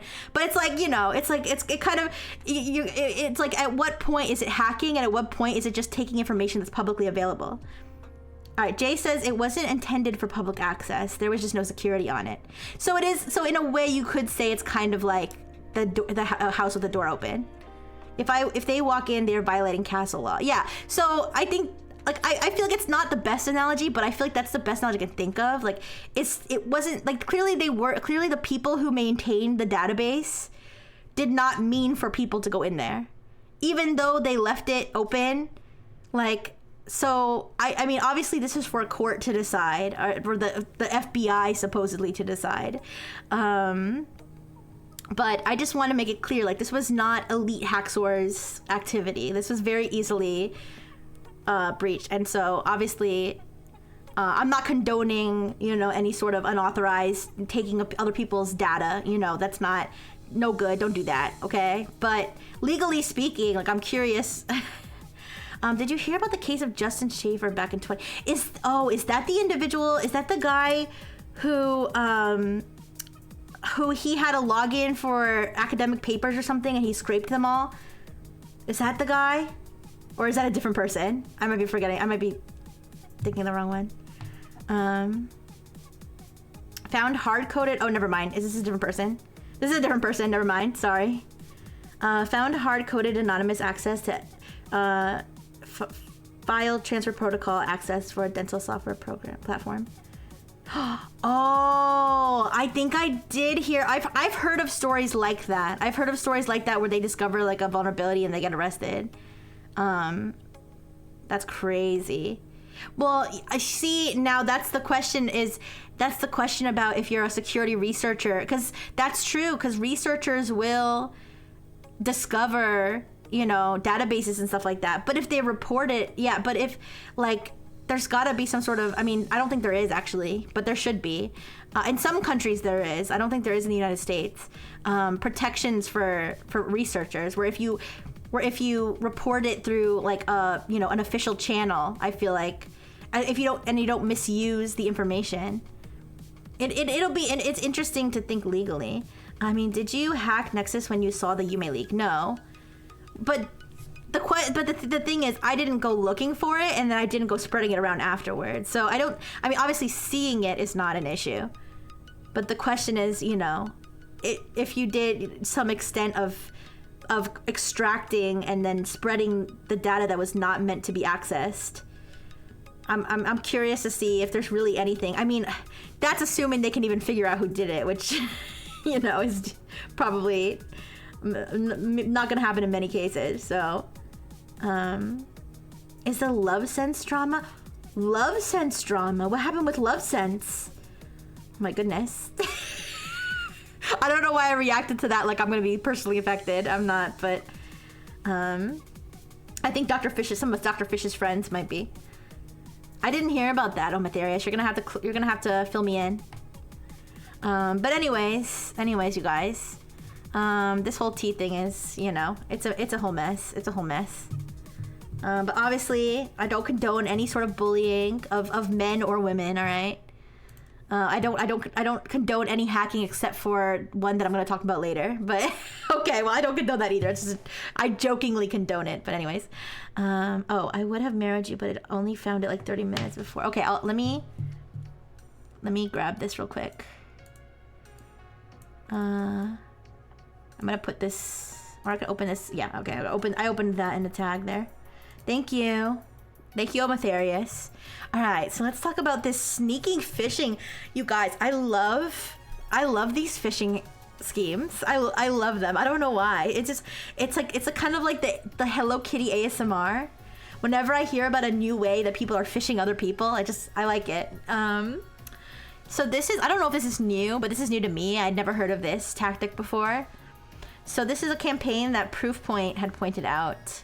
Okay, you know, no pun intended. But so this is how this works. Oh, sorry. Let me read what Omatherius said real quick. LoveSense is on one of those sites for security researchers to find vulnerabilities. People have been finding major breaches for years. They keep lying about fixing them. I didn't know about this. So I'd never heard about this. We'll have to look at this. We'll have to look at this at the end for sure.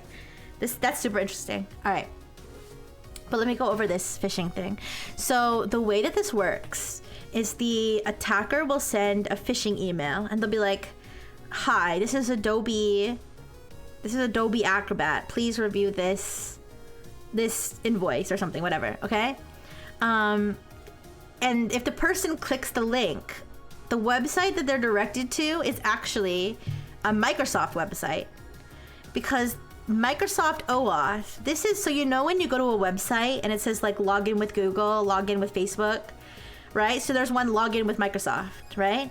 And when you log in with Google, Microsoft, etc., it'll say when you log in with this website, they will get access to, and then it'll usually say like your username and profile, you know, your contacts, whatever be, depending on the app, right? And so basically what these attackers did was they made they made an app called Adobe Acrobat something. That was like a total impersonation. All right. They made it a Microsoft OAuth compatible app. Okay. They then took the link for the OAuth permissions page. So when you're approving the app to get permissions through Microsoft, access to parts of your Microsoft account, and they made that the phishing link. Now, when they went to the app itself is not the the vector of the breach, because when they go to it, it asks for a normal amount of access. So it just asks for your basic profile and maintain access to data you have given it access to. So this is like, it's not the app itself that's hacking, and so somebody who is not very phishing savvy though may look at this and be like, oh, it's not asking for anything crazy, you know, I'll log in. The thing is, if you've ever logged in with one of these things, is that if you click accept or even cancel, it'll direct you then back to the original service, right? So if I go to, for example, if I go to ChatGPT, I click login with Google, it brings me over to Google, a Google domain. It says ChatGPT wants access, blah, blah, blah. I click sure, and then it brings me back to ChatGPT, right? So in this case, it brought them back to a phishing website. And now they were just on the legitimate Microsoft website, right? Because they were doing the OAuth process. But now they're on the attacker's website that looks like Microsoft because the attacker makes it look like Microsoft. And then they think they're logging into Microsoft, right? So that's the trick here, which I think is really interesting because it's almost like a decoy where it's like, oh, what permissions is it asking for? Oh, actually, this is fine. But then you don't even realize the next step is where you're getting phished. The other thing is that in the email, the domain that's being linked to is actually a Microsoft domain. So a lot of email security type things won't actually recognize that as a phishing link because it's coming from Microsoft, right? So it's like, I think it's super sneaky. I like this. I don't like it because don't hack people. But I like it because it's like super interesting. And then also they were using something called a phishing kit. So this is like phishing as a service. Bad guys will make their own little phishing kits that have like pre-made templates for like brands that you want to impersonate. Oh, we have our phishing kit that comes with a Microsoft login page that looks exactly like the real Microsoft login page. And then the Tycoon phishing kit actually has a feature for multi-factor authentication bypass where it will automatically relay like authentication tokens or something over to the real Microsoft website when you like authenticate or whatever. Like it relays the prompt and the response like back and forth between the Microsoft website and the fake website. So that is the scam that's going on according to Proofpoint. I don't know if they attributed this to any particular threat actor. I think they just said like somebody who's using the Tycoon. Yeah, proxies it. Somebody who's using the Tycoon phishing kit is doing this. But yeah, so be careful if you click a link in an email and it brings you to something like this. Just be wary of whatever it's going to be redirecting you to afterward, because that could be, you know, they can't really do that much with your basic profile information, but you know, if you're getting redirected to a phishing website, then you're in trouble. All right. This one. All right. So, guys, I don't condone hacking, but this is crazy. So, this is a hack that Group IB discovered. Some of them automatically add a new MFA device. Oh, really? That's crazy. Yeah, they're getting smarter. I think they're getting smarter. I think they are. Or maybe they've always been this smart. I don't know. But anyways, so very realistic diagram I drew over here, by the way. I didn't draw this. I put this together on Canva, but... So, some mad lads from the threat group known as UNC2891 physically implanted into an ATM, apparently very unsecured ATM, a Raspberry Pi board. Listen. I don't condone any sort of hacking or theft, okay? They physically implanted a Raspberry Pi board with a modem. This is supposed to say modem, not model. With a 4G modem into the ATM, which caused them to be connected to the network switch of the ATM, and thus the network of the... Why won't it let me present? Oh, there we go. Present. There we go. Hi, unlimited hot dogs. So basically gave them access to the bank's network. All right. They established a backdoor into the ATM network as well as the mail server of the bank, apparently, because it was all connected to the same thing. Established a command and control communication with an attacker server. All right. With like a, it was beaconing to that server, all this stuff, right? And their ultimate plan based on UNC 2891's typical activities was likely to drop a rootkit type thing called, I think it has a crazy name. It's a cake, what is it? Cake topper or something? What's the name of it? Cake squish? Let me check. I have it here. This is from Group IB. ATM, here we go. Cake, let me search cake tap. Yes, they have this malware called Cake Tap. And what Cake Tap does is it interferes with certain signals in the ATM that have to do with approving transactions. So it requires you to access the guts of an ATM. Yes. You physically go to the ATM. I don't know where this was. I don't think they said whether this was in the United States or where this was, but yes, they physically implanted. Why won't it let me present? It went no. The present button was blacked out. You didn't see that? It was grayed out. Anyways, whatever.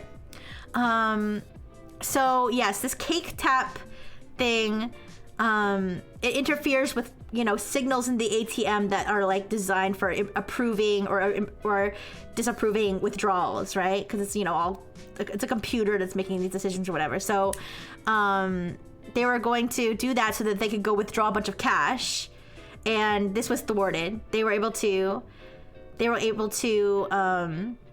stop this from happening because they noticed suspicious. They noticed the suspicious network activity. They noticed like random like strange They detected the beaconing and attempted connections coming between the C2 server and the modem, but they weren't sure what was going on with it because another aspect of this was that they were able to mask every process that was tied to this using a previously undocumented, according to Group IB, until this happened and they reported it. A previously undocumented anti-forensics technique involving Linux bind amounts. I had to research what this all meant, but I did, so I'll try to explain it. I've never seen an ATM running on Linux. They always crash out to Windows here. Yeah, I don't know. Something must have been running on Linux because this was specifically an anti-forensic technique involving Linux, where in Linux, here, I'll see if I can explain it. I might have to have the page open to try to explain it. Wait, basically they plug the Pi into the internal switch, yes. Maybe it's just the Windows ATMs that are the only ones that crash. Yeah, I'm really not sure exactly the internals of an ATM. Maybe I should learn the internals of an ATM. But let me see if I can explain this. So the Linux, because Group IB had the whole blog post on this that I tried to digest. But basically, you can mount a file to a location and somehow this will mask whatever the original. So basically, wait, let me read it from what they're saying because I'm going to say it wrong. Give me a second. Let me open up that blog post they were talking about it with. But when I say like processes, like basically they couldn't actually see like any process IDs or anything that had to do with this originally because of this technique. Okay. Let me read the way that they said it because I'm gonna say it wrong. Okay, it's possible to remount a part of the file hierarchy to a different location using the following command, and then it's like mount, bind, etc. It says after this command, the same contents will be accessible from both locations. And it says it's also possible to remount a single file. So basically if you mount an empty file or or innocuous, you know, folder to the same location as the process, it will basically hide the process. This is what they found.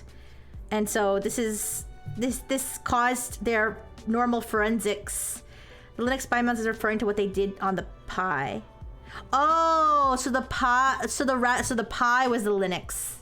So it's not the ATM itself. See, I didn't get that part. So this is why I say I'm not an IT or cybersecurity expert. All right, I'm just reading what other people are saying because I find it interesting. Wait, throw in PCI DSS weak controls and you're into the Windows machine. The Linux bind mounts, yeah. So either way, they were able to hide any processes tied to this by binding an empty folder to the same, or this empty file to the same location, like the same path in the file system that the process would normally appear. Here, I could set, if you guys want to see it, I'm really trying to explain it properly, but this is one of those moments where I'm like, I probably sound like an idiot right now. But that's why I also try to include the sources on the slides, so if you're curious, you can always kind of like try to find what I'm talking about. This is the blog where they explain what the Linux bind mount manipulation is. Yeah, get into a switch and attack everything from there. Yeah.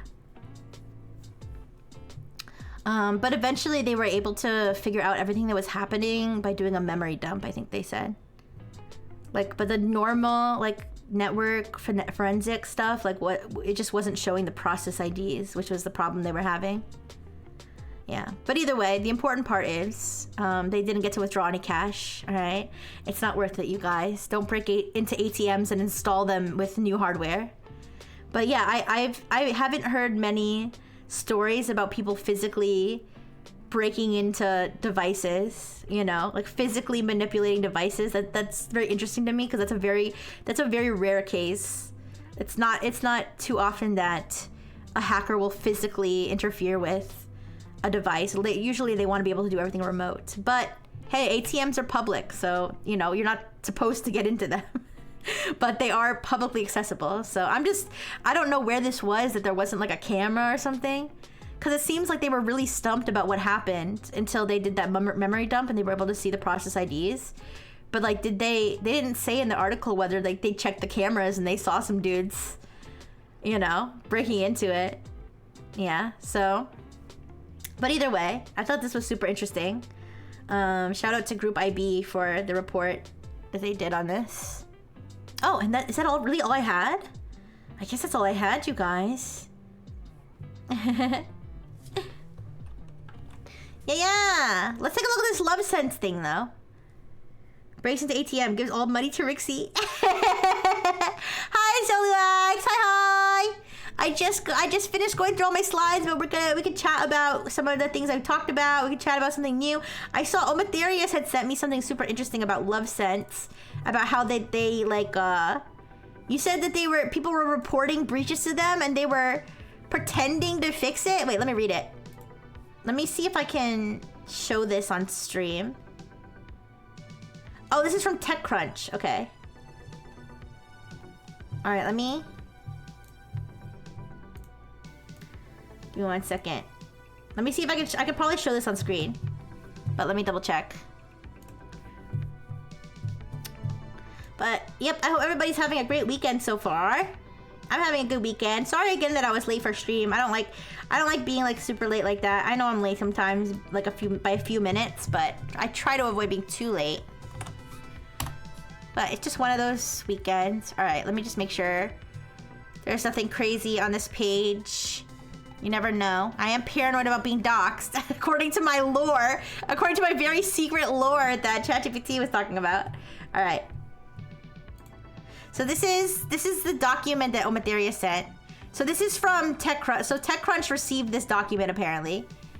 As you can see, Zach Whitaker from TechCrunch was the one who uploaded this to Document Cloud. I could probably show the screen. It's the last thing you hear on any Rixie stream before the VOD gets deleted. No! Woo. All right. Statement regarding recent LoveSense security vulnerabilities. Wait, LoveSense? Wait, is it LoveSense or LoveSense?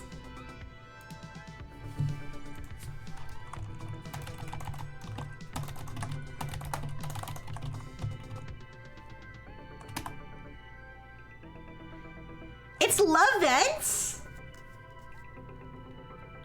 I always thought it was love sense. Am I stupid? I must be stupid. No wonder my vibrator keeps shocking me. No, I got the knockoff. I'm just kidding. I'm joking. That's a joke, you guys. Love ends. I always thought it was love sense. It's love ends. No, oh, but there he is. I thought it was love sense too, though. I really did. I thought it was love sense. I did. I don't know. Trust me. Even without your typo, I always thought it was love sense. Anyways, love ends. Statement regarding recent Love Ends security vulnerability. Statement from CEO of Love Ends. At Love Ends, maintaining the trust of our customers and partners is our highest priority. She's too ashamed to look at. No, I don't own anything from Love Ends. But if you wanna buy me one of my throat, no, no, not again. No more sex toys on my throne. All right. At Love Ends, maintaining the trust of our customers and partners is our highest priority. We are aware of the recent report regarding security vulnerabilities disclosed by a security researcher. We're gonna have to look for the context after this, but let me read. There's some lore behind that. Unlimited hot dogs. But I'll have to. We're just getting. This is just the statement. I'm sure there's more backstory we haven't seen yet. But let's read the statement first, and we'll backtrack. Okay. Wait. Some people don't know the lore. I'll tell you the lore as soon as I'm done reading this. We are aware of the recent report regarding security vulnerabilities disclosed by a security researcher. We want to provide clarity on the situation and outline the steps we have taken to address these concerns. Summary of the issue. The security researcher identified 2 vulnerabilities in our systems. Email address exposure, a bug that could potentially expose email addresses associated with Love Ends accounts or specific network activity. That's not good. That's not discreet. Account takeover risk, a vulnerability that may allow unauthorized access to accounts using email addresses without requiring passwords. These vulnerabilities were discovered under controlled conditions by a researcher who is part of a bug bounty platform we joined in 2018, and not through malicious activity. We want to reassure our customers that all identified vulnerabilities have been fully addressed. As of today, there is no evidence suggesting that any user data, including email addresses or account information, has been compromised or misused. Actions taken. The email address exposure vulnerability has been fully resolved and updates have been deployed to all users. Users must upgrade to the latest version to properly access all functions that may be affected by this. They have to upgrade to the latest version of what? The Love Ends website? What do they mean by that? While those who do not upgrade will not face security risks, certain features will become unavailable. Oh, the Love Ends app? Is this the app? Love Ends backdoor. Can't make this up. Not through the back door. You can find any user's email and you can access any user's account if you know their email. Seems like an uncool combo. Yeah. Plastic dick for listen. All right. It's an app. Yes, there's an app. Don't The account takeover vulnerability has been fixed following verification by our team. In our commitment to privacy and security, we submitted these fixes to the bug bounty platform for further independent testing to ensure the robustness of our solutions. This is standard practice to safeguard user privacy and security. Response to time frame for fixes. To illustrate our approach, consider Love Ends as a complex machine. What? Why are they... Did they get... This sounds AI generated already. I could already tell... Guys, I could already tell this is AI generated because when I ask AI to explain something to me like I'm 2 years old, it starts talking like this. I'll be like, explain this, because I think ChatGPT might think I'm a hacker, because I do ask it a lot about cybersecurity stuff. Like if I'm reading a cybersecurity article and I don't quite understand the terminology, I'll be like, can you explain like what this is? Like I'm 5 years old and I've never heard of cybersecurity before, and I'll be like, imagine you have a toy car and the toy car has a broken window, like that. That's what it looks. That's how it'll explain shit to me, and I'll be like, oh, I get it. All right. To illustrate our approach, consider Love Ends as a complex machine where each component must function harmoniously for overall safety and reliability. When a faulty gear is identified, we conduct immediate repairs while evaluating the entire system to ensure all parts work together seamlessly. Although vulnerabilities relate to email addresses, the conditions triggering those are distinct, which requires tailored solutions and thorough testing. Am I wrong? I'm not, okay, listen, I'm not saying definitively yes or no this is AI generated. I'm not accusing them directly of using AI to generate this, but I'm just saying this gives me a vibe of AI generated, alright? ChatGPT has a file on Rixie. It's all cybersecurity and sex. Don't worry, cybersecurity industry has been pushing hard for AI agents and crap. They train for this, yeah. We have no idea how to fix it yet. Shit is complicated, yeah. All right. Although vulnerabilities relate to... Okay, I read this already.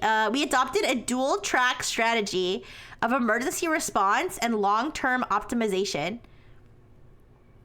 I don't know if it's AI so much as it is a corporate slurry speak that AI was trained off of. I don't know. Like, this seems like the first part, this whole first part sounds like normal, like, company statement about security incident. Like, because I've read a lot of those, okay? This seems like normal corporate response to security incident. This part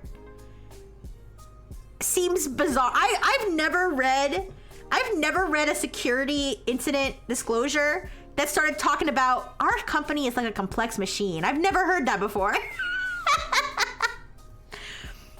All right. We adopted a dual-track strategy of emergency response and long-term optimization. The originally scheduled long-term 14-month system reconstruction plan was completed significantly ahead of schedule due to the team's dedicated efforts and increased resource allocation. Reducing this comprehensive project to a simple fixable in 2 days is not only misleading but also overlooks the immense work. Okay, so obviously we're missing some context. Let's find the TechCrunch article. They needed 14 months to fix this. Yeah, that seems a little bit. I don't know if I don't think it would take 14 months to fix. You can find anybody's email address. I don't know. Maybe I'm wrong. I'm not an expert. Breaking everything up into bulleted numbers lists is extremely AI coded. Yeah, I guess so. I guess you're right.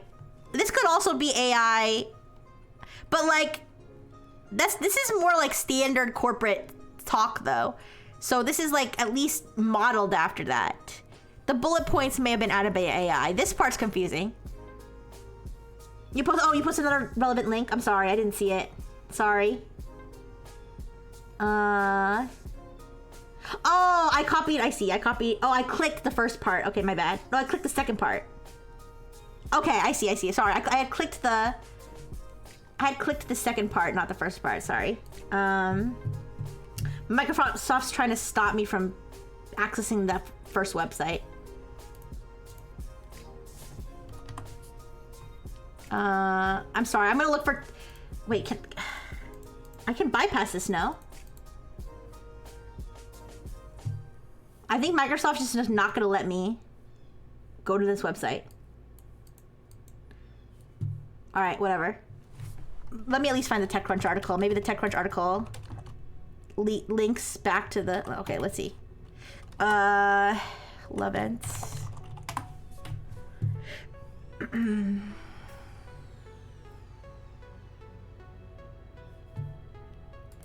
No, yeah, it's still gonna block this website. Here, let me try Google Chrome. Let me see if Chrome blocks the website.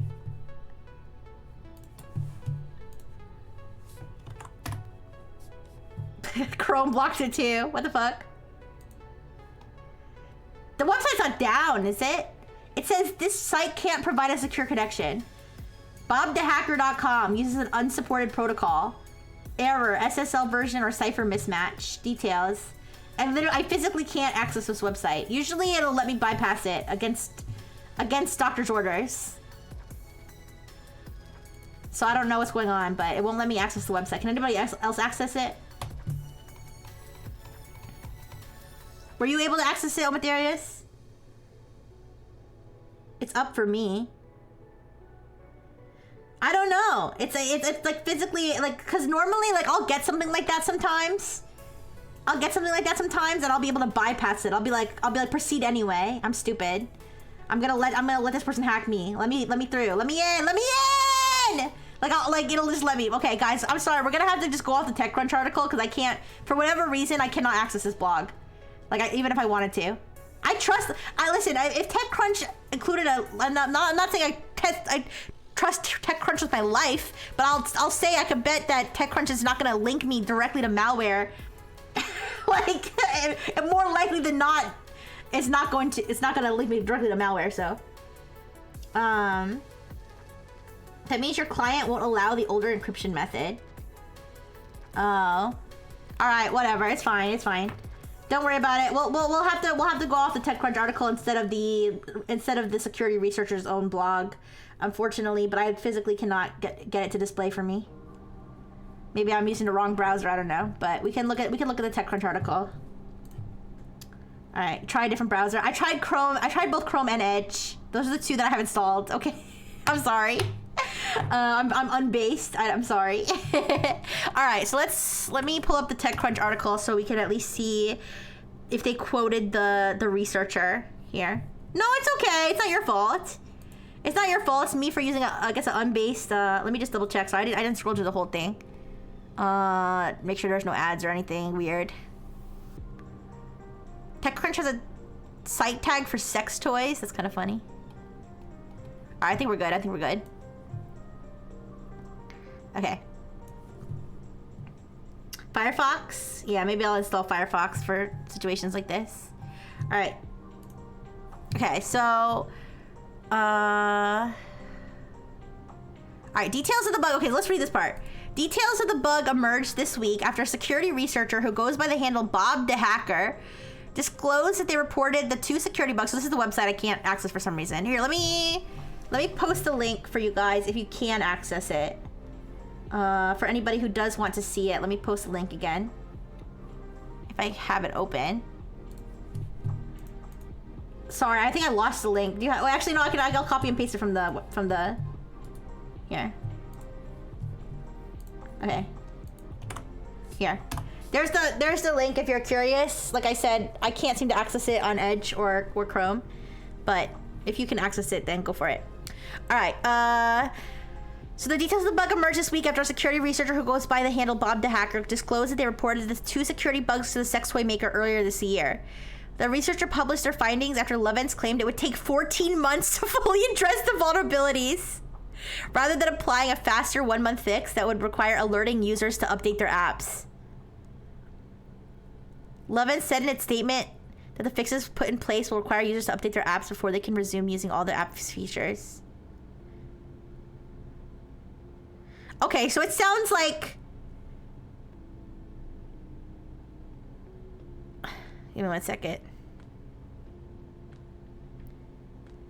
Wait, while the company said the bugs were fully resolved, its chief executive is now considering taking legal action following the disclosure. Oh, we didn't get to that part. What the fuck?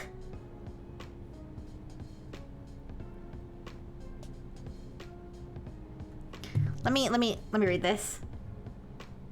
It doesn't work? What happened? Bob the Hacker! Don't let love sense get to you. Don't let love ends get to you, Bob the Hacker, alright? What did he do? He nuke his site? What happened? Did he get hacked? What happened?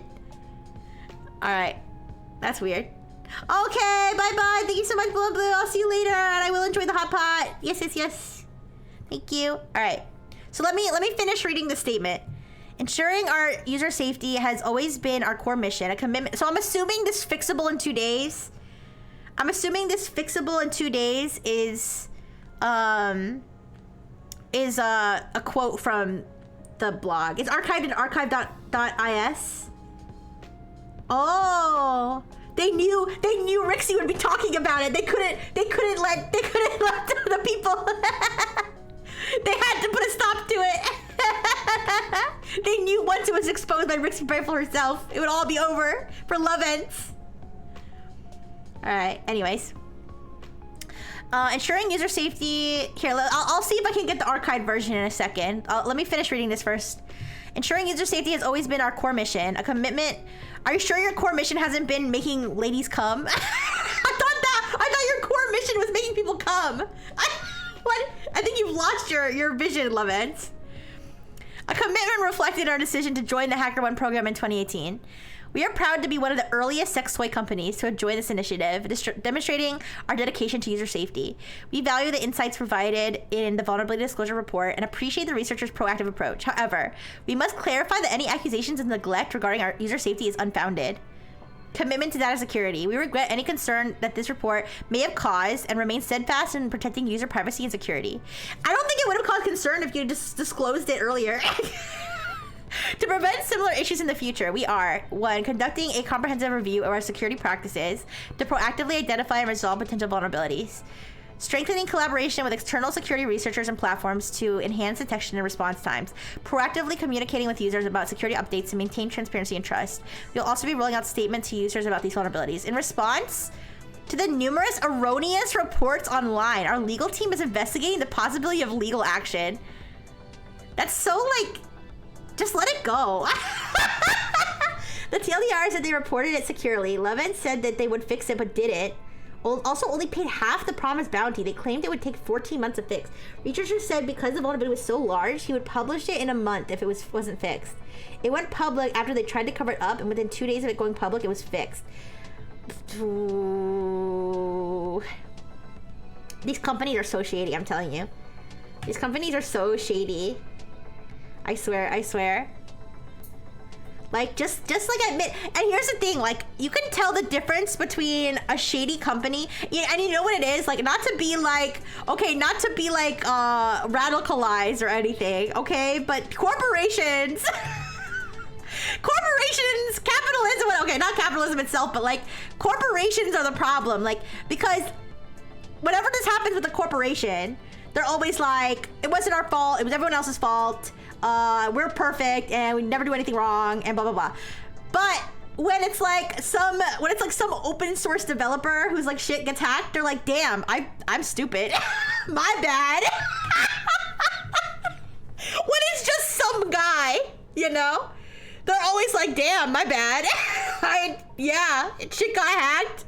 I'm gonna tell you all about it. It's not fixed yet. I'll get to it. Like, I get that the company has more to lose in terms of monetary, okay? I get that part, okay, versus an open source developer. I mean, but even commercial, like, there was one, what was it? There was a WordPress extension that was like one guy. It was a paid extension though, so he was making money off of it. But it was like one guy, and he got phished, and he admitted it completely and was completely transparent about it. I remember reading that. So I feel like it's these companies. I feel like it's rare to see a company just take the L, you know? Looks like the DNS changed recently. Legal takedown? No, you think? They took down Bob the hacker? No way. It's impossible to interact with any corporate executive in any capacity of more than a couple minutes and not become radicalized. I mean, it is. It's just frustrating. It's like even like, guys, like, not to get too personal, but even like Brightful Technologies, when they laid off all those people, they sent an email that made it sound like everything was so great. They were like, we have gratefully made so much money. We are making so much money, you guys, it's crazy. However, we didn't quite make as much money as we thought. And so we hired too many people, so we had to lay people off. Like, what the fuck? Like, please don't start your email bragging about how much money we're making. Please don't do that when you laid off, like, my whole team. Please.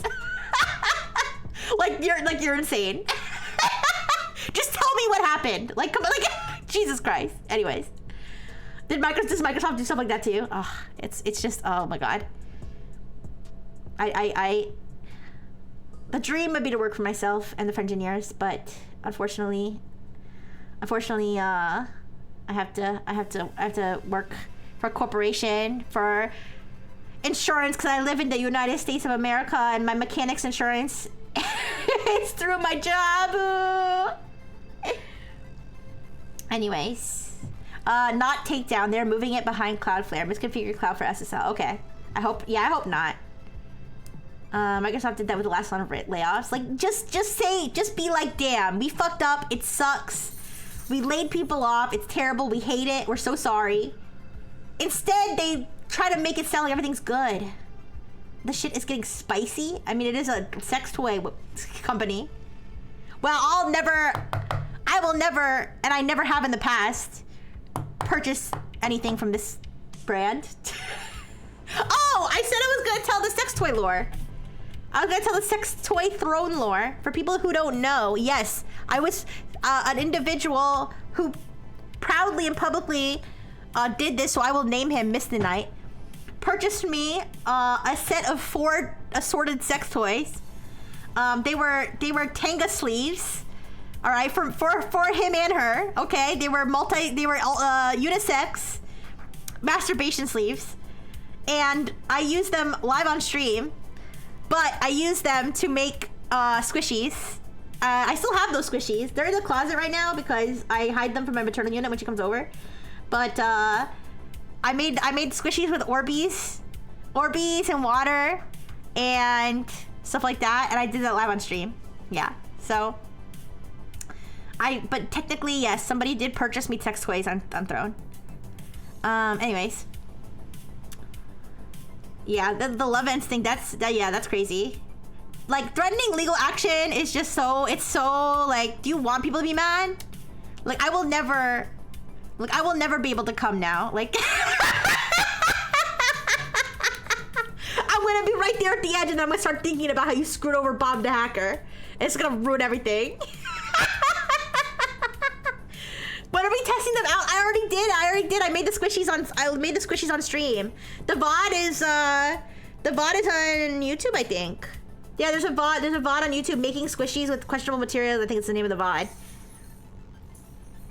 Yeah, it's a hand cam. Anyways.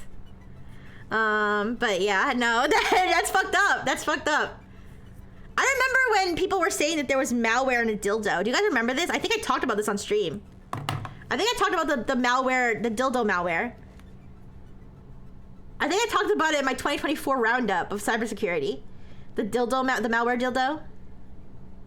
Oh, hi. Somebody had claimed that they had plugged their dildo into their computer because it was like a USB charge or something. Like, it had a lithium battery, which, like, I don't know. They plugged it into their computer and then it started like installing malware. But I think that was a hoax. I think I said on my stream that I think it was a hoax because apparently the type of USB like that was in the dildo was like it didn't have the like data path to transmit actual data. It would only transmit like charge. Yeah. Malware dildo, called it an STD. Yeah. But yeah, so anyways, malware dildo hoax, crazy. I know, who would lie about their malware dildo? That's fucked up. That's so fucked up. Let me see, I had other things that, like I said, I didn't make slides for.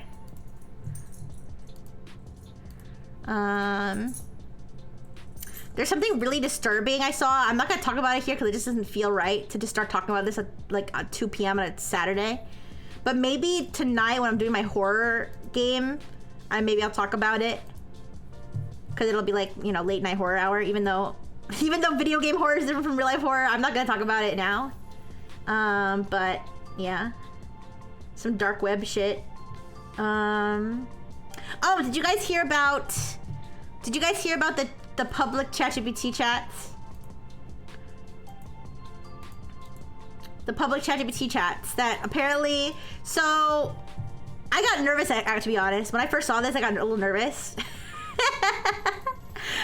I got a little nervous because people were saying that they found other people's ChatGPT chats like indexed on Google that they were able to find, but it turns out this was only if you actually made a public link for your ChatGPT conversation. So you would have had to physically put like select share this conversation and create a link for people to view. Now, obviously some people may have done this thinking that only certain people that they shared the link with would be able to find it. But Google did index some of these public chats and people have found all kinds of stuff there. I saw one where the person was like being like, ChatGPT, I want to overload your RAM so hard or something. And I was like, oh shit, they leaked my shit.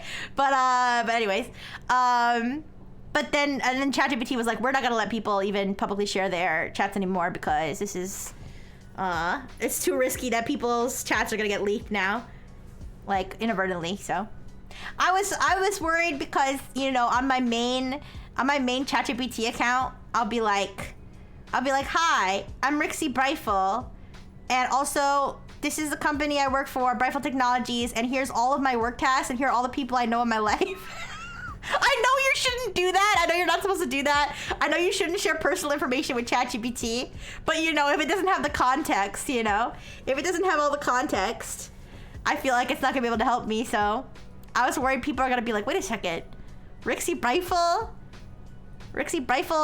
licks feet for a living? What? No. No, I don't lick feet for a living. I'm an AI assistant. You know, but anyways. So that was one. But yeah, was there anything else that you guys wanted to talk about that I didn't bring up today? I did see people were saying, I know people were talking about the United States version of the UK, like, quote unquote, Child Protection Act or whatever. I mean, I'm not saying it's not a story, but I didn't bring it up because it's not really new, because that kid safety online, whatever, that law has been not a law. It's not a law. It's a bill. It's a proposal. Has been around since like 2022, and it hasn't like got anywhere. It keeps getting refiled. So it did get refiled in May 2025. You know, I'm not saying it's like a nothing burger, because I'm sure, like, obviously we don't want it to pass, but it's not like there's suddenly like a huge push as of recently. It's only been getting like known about because of all the UK stuff. Another tech story. AI assistant that licks feet. No. Another tech story. I cannot find a link for the moment, but there was a study conducted on what percent of impressions were bots on various social media sites, and 80% of Twitter is bots. I'm gonna look this up right now. 80%. I mean, I think I saw something. I might have even talked about this on Tech Chat. That, like, now they say over 50% of the internet is bots now. I think. All right, give me a second.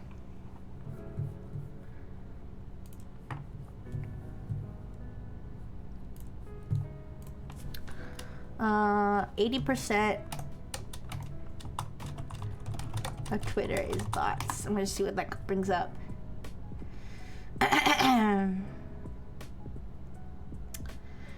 And this might be old news, unless there's a newer one. I'm seeing older data talking about how 80% of it is bots.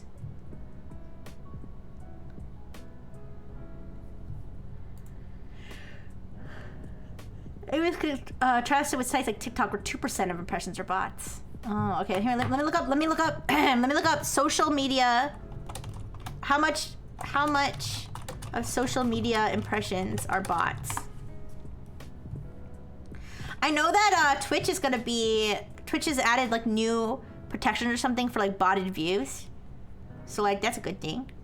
My views have been going up a little bit, not down. So I'm glad that you guys aren't bots. Although sometimes it gets lonely being the only bot. You know, it's okay, Amadeus. It's okay. Wait, a global comparison of social media bot and human characteristics? That doesn't seem. Chatters on social media about global events comes to 20% bots and 80% humans. I don't think this is the same one, although this is a recent study. Let me add TikTok. Let me add X and TikTok into my query.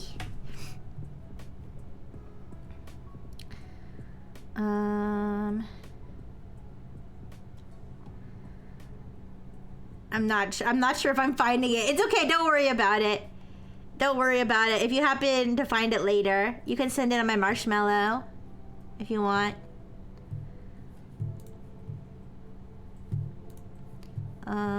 Yeah. I don't know. I can't seem to find it. DEF CON, yeah! I'm so excited, you guys! I'm so excited. Obviously, I won't be there, but I'd love to go one day. But I'll have to have a lot of money to do something like that, as well as a lot of PTO. but I always like to watch from afar what's going on at Black Hat and DEF CON. Yeah, and I think doesn't Black Hat start like today? Did it already start? I'm not sure. Either way, I'll be keeping my eye on social media and all the news that's coming out of Black Hat and DEF CON. Remember last year somebody got kicked out. Somebody got kicked out, in my opinion, wrongfully. For a quote unquote adding unauthorized code to the firmware of the freaking what do they call them? The passes, the you know, the little devices that serves as your like pass or your what do they call it when you go to a conference? I've been to conferences before when they what do they call it? The thing that you have a lanyard around your neck. What is that called? I forgot. Anyways. You think you found the Twitter thing? Links? Yes, links are okay in chat. Links are okay in chat. Shit, what is that thing called? Badge! That's the word I was looking for! Badge! I was like, what is it called? yeah, the badge.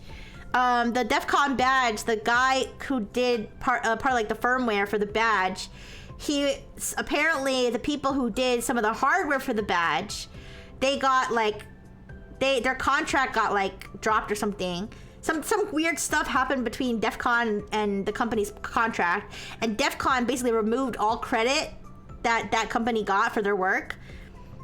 Like they even like took their name off of the hardware, like their logo and stuff, like off of the physical hardware. And so the guy who did the firmware, or at least part of the firmware, something to do with the firmware, he like pushed an update that like gave credit to the other people, and then he got kicked out of DEF CON. He got kicked out. He was on stage talking and they kicked him off. Yeah, anyways. That was last year. So we'll see what shenanigans happen this year. Guys, there's like, I feel like there's always something crazy that happens. Like at least something kind of crazy that happens every year. Remember that one year where that guy got arrested? The guy who saved us all from the fucking ransomware, he got arrested because he turned out that he hacked some people when he was like 14 or something. You guys know what I'm talking about? Oh, okay. Per Fortune. Oh, okay, Fortune. 76% of Twitter is allegedly bots. Here, I'll find this.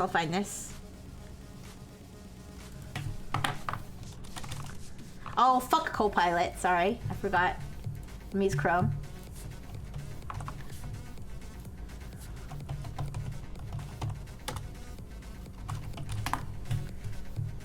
Go find the article.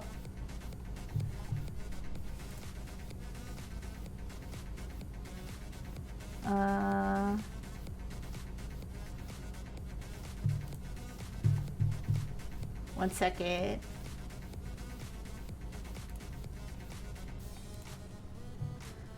Let me search this exact phrase.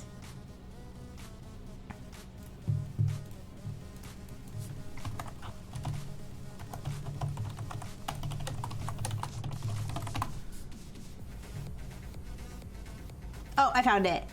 It's from 2024 though. The article's from 2024. But it says the majority of traffic from Elon Musk's may have been faked during the Super Bowl. That's what the screen. That's the report that the screenshot comes from.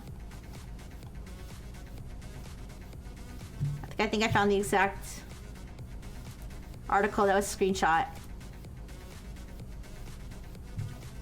Let me search. Wait. Yeah, it's the exact article. Yeah, out of more than 40 million visits from TikTok, only 2.56% were determined to be fake. Facebook said 8.1 million visits and 2.01% of the monitored visits were classified as inauthentic. On Instagram, only 0.73% of the 68,700 visits. Over what time period? That seems like a crazy small amount of visits. I think it says during the Super Bowl. However, 0.73% of the 68,700 visits. Over what time period? That seems like a crazy small amount of visits. I think it says during the Super Bowl. However, 0.73% of the 68,700 visits. Over what time period? That seems like a crazy small amount of visits. I think it says during the Super Bowl. X is 75.85%. That's crazy. And that is older data. It's from 2024, but yeah. Anyways. No. everybody in the Frengineers is the smartest person I've ever met in my whole entire life. Yeah. All of you. You're all very, very, very smart. Okay. But, it's okay. No, I know I saw something. I think it was not that 50% of the internet was bots. I think it was 50% of the internet was malicious bots. Wait, let me find. I think it was Imperva that posted this. Wait, look, this is a while ago. Imperva bad bot report. That's what it's called. It's 2025.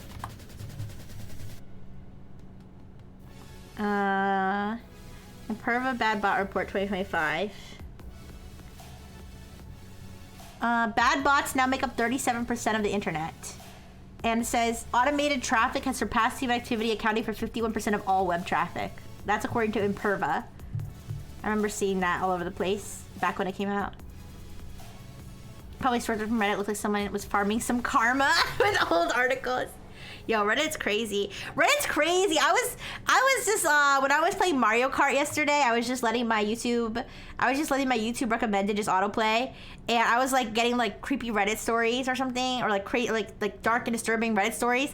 So many of those stories are so obviously fucking fake. Like it's like they're like this very disturbing story from this user, and then the user's like there was one where the guy, like, okay, obviously if this is real and true, this is absolutely horrible. But it sounded so fake. It sounded so fake. Where the guy said his son, like, raped. Okay, I'm not gonna censor it. That his son had raped his own mother, and then the mom had like killed herself, and like all this crazy stuff. And I was like, there's no way this is like. Okay, I'm not saying those things don't happen. But I'm just saying the way it was written sounded so fake.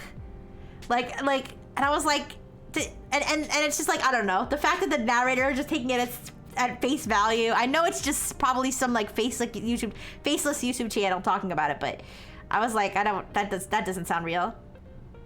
Like, why would you post that on Reddit? You know what I mean? Like, even like if it was real, like why would you post that on Reddit? Like, and here's the thing, it was like, I'm not saying people can't share their experiences. I'm just saying the way it was written sounded like it was written to get a response. You know what I mean? Versus written to vent. Does that make sense? It was like crafted. It was like somebody pulled up a Word document to write this tale of horror. Does that make sense? Like, I feel like I can at least try to get a vibe of when a story is fake or real. And like, it just didn't sound, it sounded like it was made up to me. Obviously, if that happened, that's horrible. But, yeah. All right, I'm gonna snooze this ad because I'm gonna try to wrap up in the next 5 minutes, but, sorry, let me keep, sad that Reddit killed off so many independent forums, only to turn to the mess it is today. Ooh. Writers posting classical Greek tragedies, saying it happened to themselves for attention. Am I the asshole because I stole fire from the gods? And the High Father cursed me to have my liver eaten and regrown for eternity? Only for Rixie Brightful to burn her macaroni and cheese? Was it worth it? Was it worth it? Okay. I am gonna wrap up soon before the ad starts again. But man, I really need to do more Zatsu streams. I really do. It's just that there's so many different things I want to do, so many games I want to play. But I really do like just doing a Zatsu stream where we could just talk about like fake Reddit stories and all that kind of stuff. But yeah, maybe I don't want to become like a Reddit React like content creator, but it would be kind of funny. It would be kind of funny to like go on Reddit and try to see, like read some stories and see which ones we think are fake and true. Which ones we think are fake and which ones we think are real. Like the guy whose son was like raping his dog. I think that's a fake story. I don't think that's real. The guy whose mom was jacking him off. I don't think that's real. The guy who fucked a coconut, again, I don't even remember if this was Reddit or 4chan. I think the guy who fucked a coconut is real. Every once in a while is a treat. Yeah, like when I reacted to those Japanese commercials. VM, how to stream so you don't have to worry about your browser. Yes, I will. I will definitely look into that. The allure of React Slap Minds calls out to all streamers. No! Listen, sometimes it's just funny to watch stuff with you guys. Or like read stuff with you guys. But yeah, I'm trying to think of I am gonna wrap up before the next ad starts, but I'm trying to think of other like classic Reddit stories, like if you think they're real or fake. What are some other classic Reddit stories? The girl who drowned her sister. I kind of feel like that one's real, but except for the part where she seems to remember everything that happened, but then says she doesn't remember because she was too young. I feel like that doesn't match up to me. It's just Zatsu with extra stats. People hate it because most do it wrong. Oh, okay. Yeah, all right. I'm going to wrap up because I know the ad's going to start. I don't want to use all my snoozes in case I need to use them later. But let me find someone to raid. But I love you guys. Thank you so much. Thank you so much for joining me. And I'll see you guys tonight. I'm gonna be playing The Evil Within tonight. It's a horror game. I think it's a pretty new, it's a new game compared to what I usually play. It's definitely not from like the 90s. I think it's like a 2017 game. I actually have the first one and the second one. So we could play both if we like the first one. I had it in my library. I don't know when I got it. I probably got it on sale. That's probably why I have it. But anyways, let me pick who to raid today.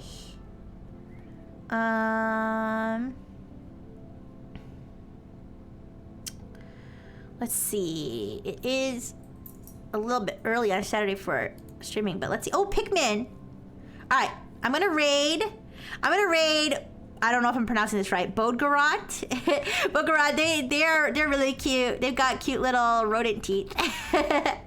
What species are they? Oh my gosh, the ad's gonna start. Either way, they're adorable and they're playing Pikmin 2.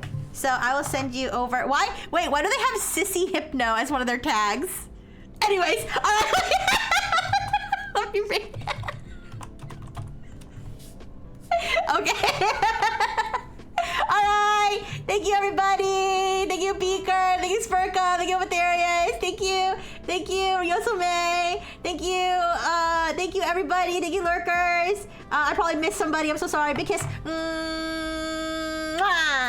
Bye-bye.